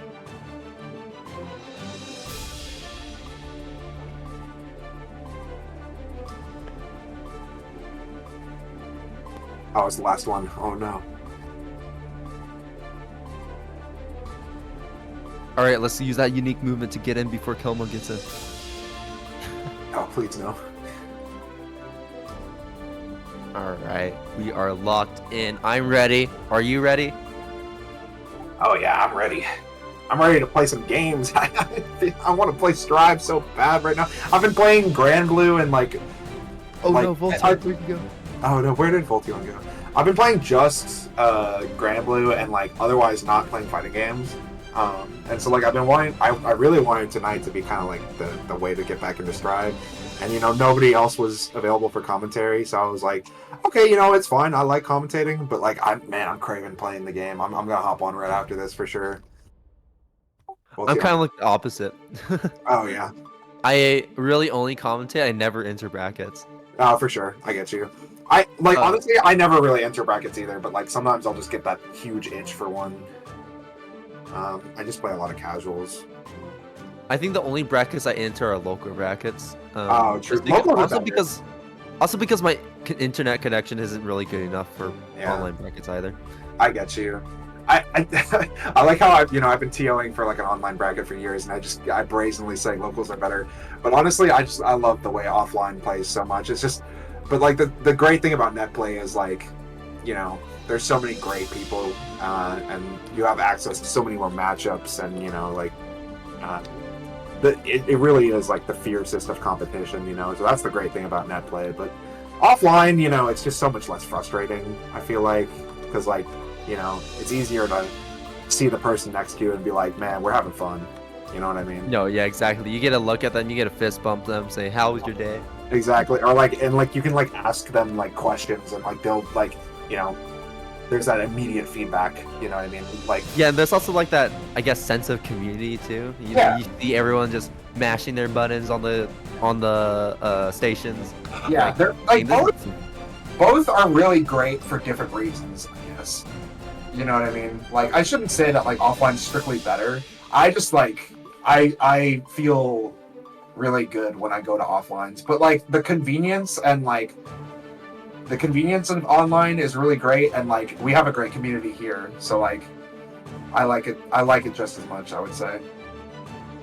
Yeah, I think there's definitely that convenience factor too, right? Because going to an offline is a much bigger commitment than just logging on online and just entering 3 brackets in a day.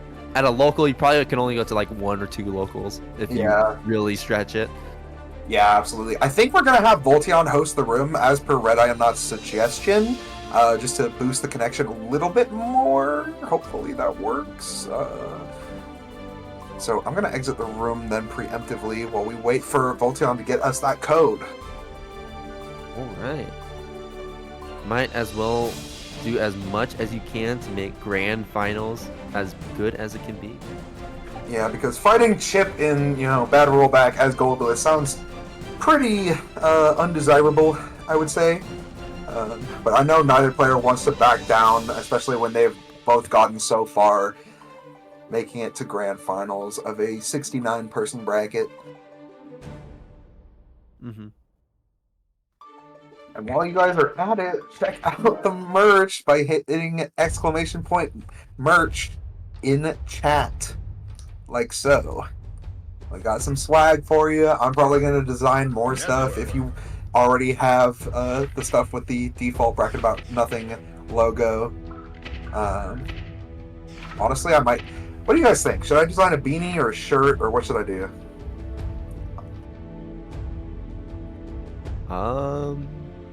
I want more beanies. I want a beanie in a different color, so I might do a beanie. Beanies would be cool. Hammer. I like it. I think at some point the shirts become there becomes too many shirts. That's fair, but like you can never have enough shirts. Hell swag would roll. True. I gotta like come up with a design though. That's the thing. That's the hard part. Trying to think. I just had the idea like while we were commentating, but I think that would be fun. All right, I'm not seeing this code showing up. Voltion, where are you? No, I think it's up now. Oh, it is. Here, let me refresh again. Still nothing for me. No? Oh, maybe the code was wrong. Let me actually look up the code myself just to make sure. Oh yeah, there is nothing. It's right. I'm just not seeing anything. Yeah, I'm not seeing anything either.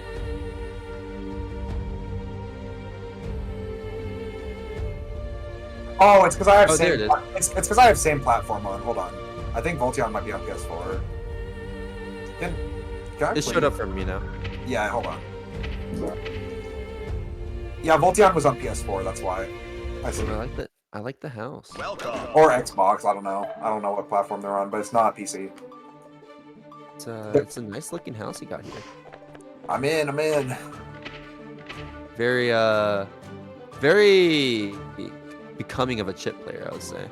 Plain DQ'd because the connection with Voltion wasn't very good, and they were also in another bracket, so they just gave Voltion the win. All right, here it is. Bracket about nothing. Open number 8. Grand finals. Voltion versus Red I Am Not. Voltion representing Bad Moon. Red I Am Not representing Tree Esports on the chip and goalless respectively. Let's get right into it. What does BM stand for? Oh, is that Bad Moon? Oh, Bad Moon. Yeah, I thought I saw a Bad Moon player in chat earlier. I'm just trying to stay hip on all the different orgs and clans and whatnot. To be fair, I only know them because I work with them. But here we go. Let's get right into it. Red I Am Not is pulling no punches immediately. That was definitely something that Voltion had a burst. Or I think 70% of their life would have been gone if they had it. Okay, fast RC into the 2K 2D. I'm loving these staggers, but that 2P is going to find its mark and going to lead into... Ooh, the 684 frame trap. You're dead, for sure. And we're going to end with the Skyfish for style points. Fill him up with some lead. Only might as well since Happy Chaos didn't make it here. Yeah, no. Picking up where Happy Chaos left off. Another 684 frame trap. Oh no. Oh man, yeah, the God backdash. Chip has one of those backdashes that is quite hard to tax with negative penalty, as it goes so short but it's so fast. Ooh, I like the mix. That was so tricky. Oh yeah, the camera was playing tricks for sure. The camera was half the mix-up. Here it is, the safe rounded pressure.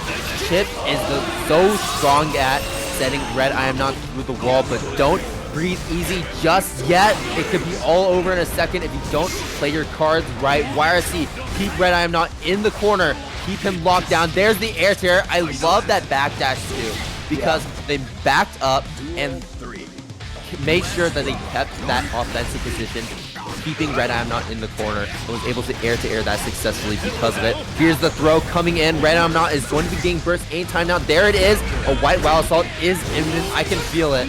No, never mind. Going to spend burst, but getting clipped from the 2D going under the drone. I did not expect that low profile the way it did. 2 Jakes, 2 Ks in a row, and finally opening Red I Am Not super through the wall, and Red I Am Not on very low life. Yet to hit Voltion a single time in this round. The deflect shield going to push him back, but it's not going to matter as Voltion is right back on him with that fast movement speed, taking that first game.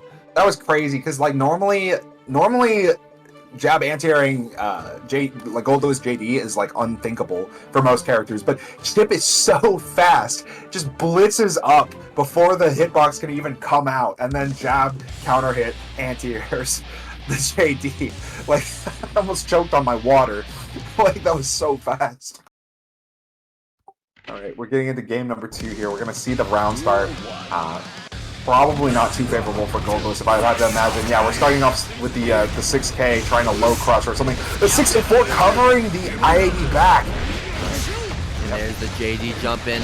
Now you have the hard knockdown, the counter hit trade. I say that's more favorable for Voltion, and Voltion seems like proving me right on that assumption. Super through the wall, and now has positive bonus. Positive bonus chip is a scary thing, let me tell you. Yeah, for sure. Not quite the beast it was earlier, but it's still something to be reckoned with. That is for sure. Still probably the best user of it. Oh, man. He'll keep maintaining that. A single hit is all he needs. Going to actually get a burst from Red I'm surprised Red I'm not bit there. And there it is, jumping over, and J2 King at exactly the right time, like weaving a needle through that. Oh, yeah. This is so scary. Oh, great air-to-air once again, just stuffing Red Iron Knot's approach from the air. Going to get that hard knockdown yet again. We're going around and around again, getting that positive bonus once more. And one touch may just lead to another hard knockdown. I really hope.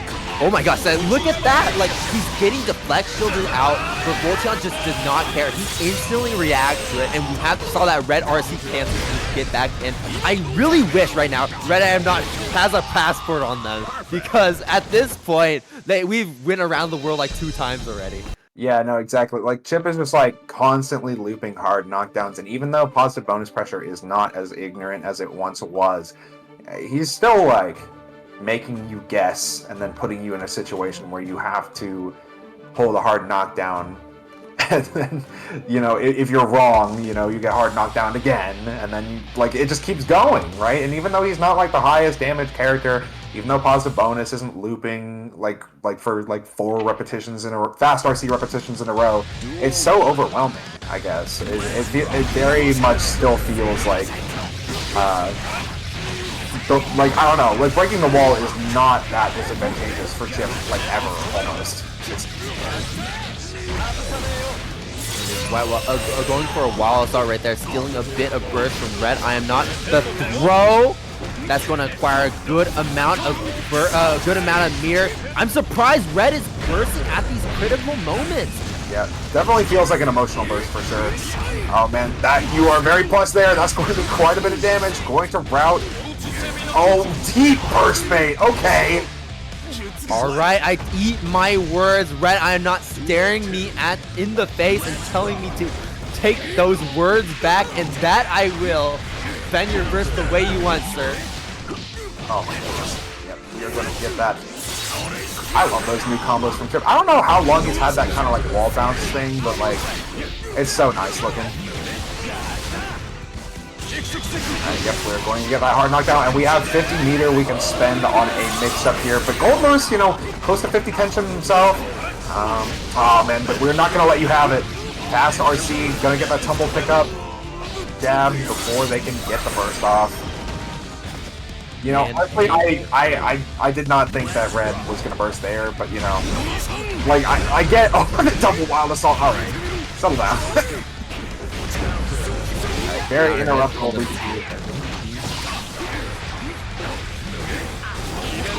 Okay, yep, there's the fast bar CTD. It is going to connect. Oh, the 50 break to get the cross up is going to connect. Oh, I like that. Was trying to super PRC, I think, through the projectile. I think if you just let it rip, you would have just killed Voltion, to be honest with you. Oh, a little bit of lag there. We do. Oh man, there's the overhead. Oh, the shimmies! Okay, good burst from Voltion. And the J going to connect. Red is on the board, not going to let that reset slip through his fingers quite yet. Yeah, that unfortunately is not a move you can low profile or run through. It is just too big. It will scoop you up. You're either dealing with it or you're blocking it. Like, there's no gray area, right? Chip everything. So true, Guts.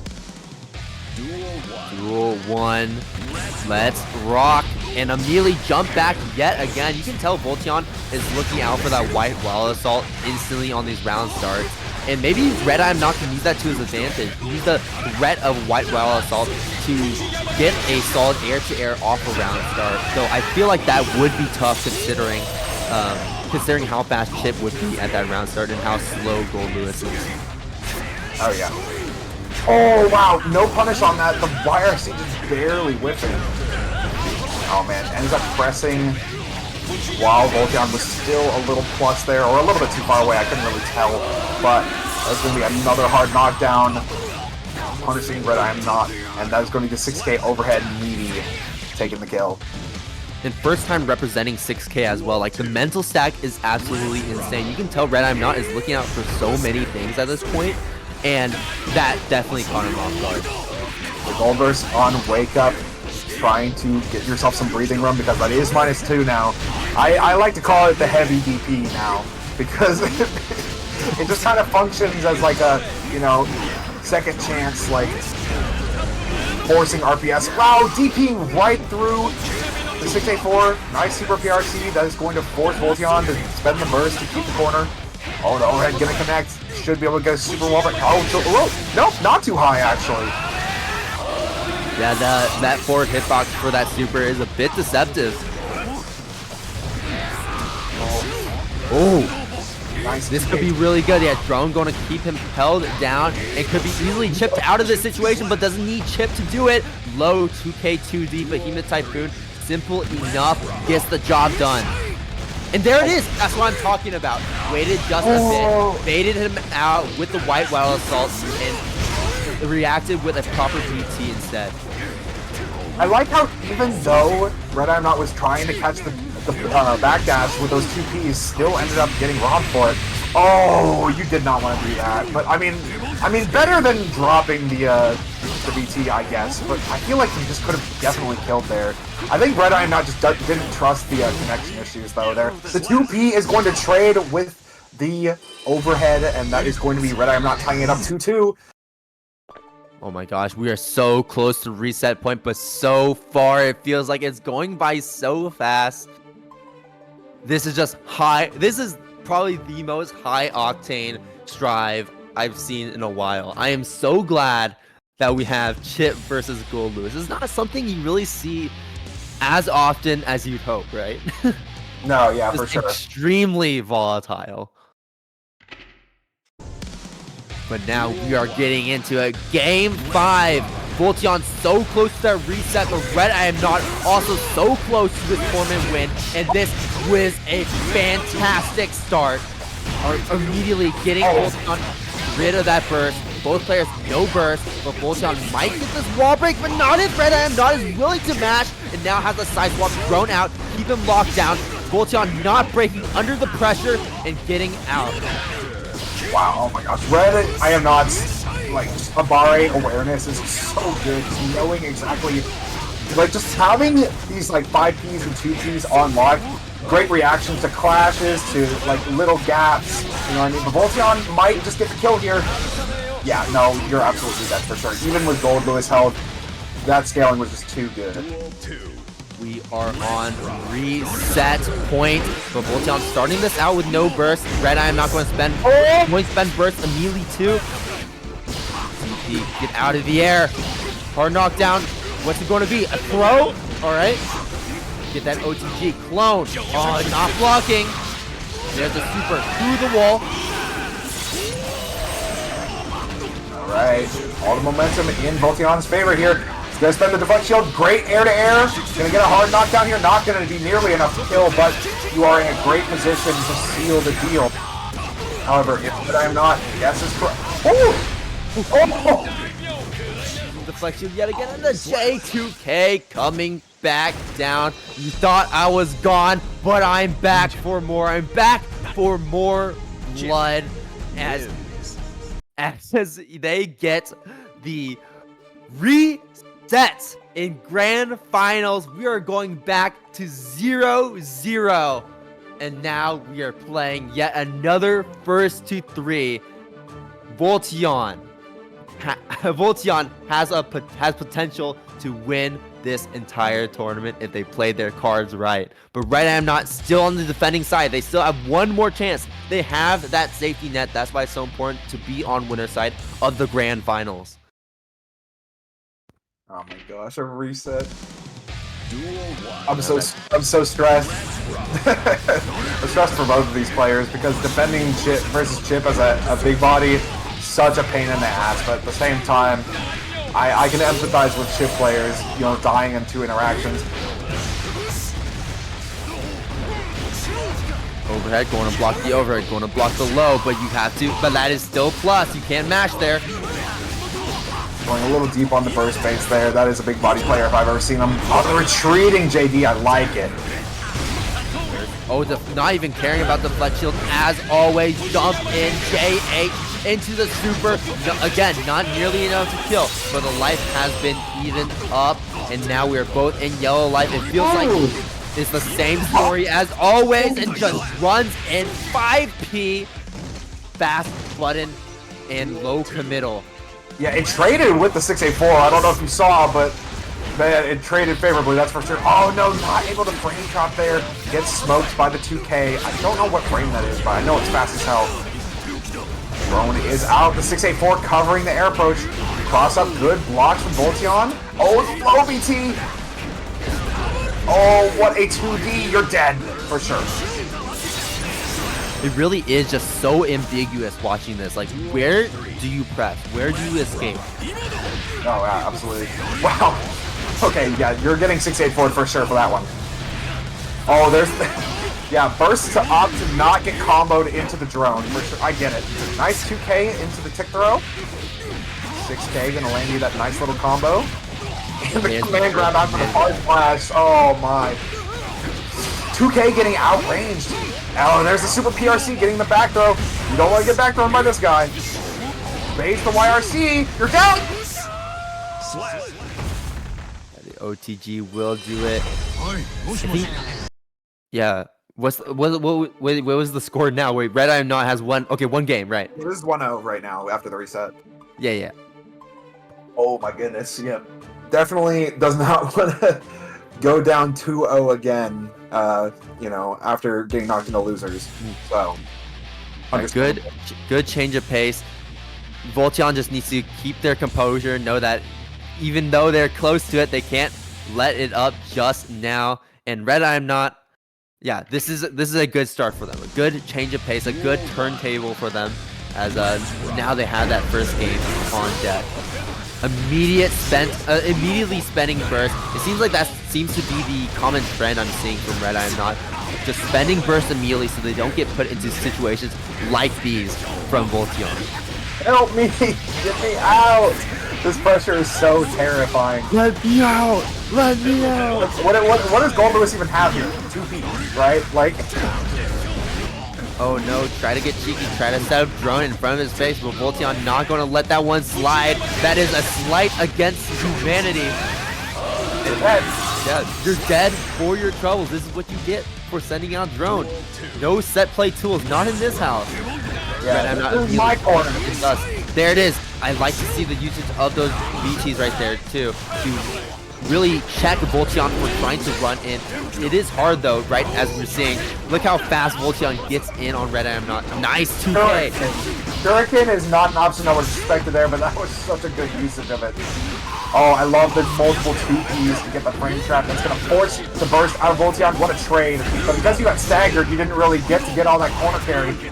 Even still. Alright, that's going to be the drone and the BT chipping out. Chip. But was that enough? Come on. Alright. I have to do it. That was pretty good. Oh man, I don't think you wanted IAD back there. Oh, so much damage coming out. Yeah, not quite high enough for the to pick up there, but I like the idea. Yeah, we're just gonna get that drone out. Oh wow, JK coming out before the JS can connect. Wait a minute. Oh my god, okay, the overhead getting 6P'd. Holy moly. So that's Red Eye, I'm not going up 2-0. Man, the round was so explosively in Voltion's favor at first that, like, it honestly, like, if you told me the score was 2-1, I wouldn't even be surprised because, like, that just felt, like, the first round compared to the rest of the game felt so different. But now, how things have changed, how war has changed.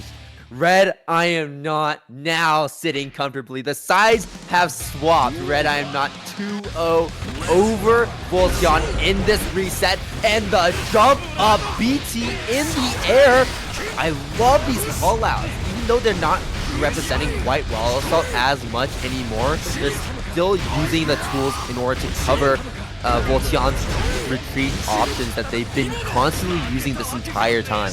I love the coverage, covering the run-up with the low crush 6K. Oh man, that was on his toes, break his feet. Oh yeah, that's the crab stomp. I love it. Oh man, the drops. Nice 6P. I like it. I like the usage of 6P too, even because it's really not used as a counter poke that often. So you know that when they use it as a counter poke, it's used very intentionally. Yeah, no, absolutely. And man, Voltion keeps getting caught by those same frame traps. I feel like Red is really capitalizing on it. Playing safe, grounded neutral. I love that jump back in the corner with the JD. Such a big button, similar to like Mega Fist, right? Where it's like a very big hitbox and very hard to avoid. Yeah, not quite as reliable as BMF, I wouldn't say, but it's still pretty good. Oh my god! And there we have it, finishing it off with a simple 5P, a simple 1-2 punch. Red I Am Not is your ban open number 8 winner for December 2023, the last tournament of the year. And what better way to do it than with a 3-0 on reset. Wow. That was a stylish ending combo. I always love ending on 5P wall break for combos like that too. It's really good. It's just so underwhelming, you know, and it's like really funny seeing a tournament get ended with that as well. But man, Voltion was out of their mind for sure. That reset was hard fought, but you know, Red Eye, I'm not ending up clutching at 3-0 in the end. Okay, I'm gonna move Red Eye, I'm not here for the interview, so give me a second. Hey, what's up? Congratulations, Red. Hey, what's up? How you feeling? How you feeling? Not gonna talk for long. I'm feeling alright. For sure. I got back from the bus from DreamHack. Oh yeah, I was gonna ask if you were still in was it Atlanta or? I'm in Orlando now. Oh, right on. Got back. No, for sure. Thank you all for the hosts. Really fun bracket. Yeah, no. Was fun. Thank you. I don't got that much else to say. I just wanted the glaze, but GG's. Yeah, no, I was hyping you up. I was trying to stay unbiased, but I was like, let's one go. I hope you're all having a good night, though. Yeah, no, I'm having a great night. You have a great night too. Rest up. Take it easy. Man. Thank you so much for those. Good work for sure.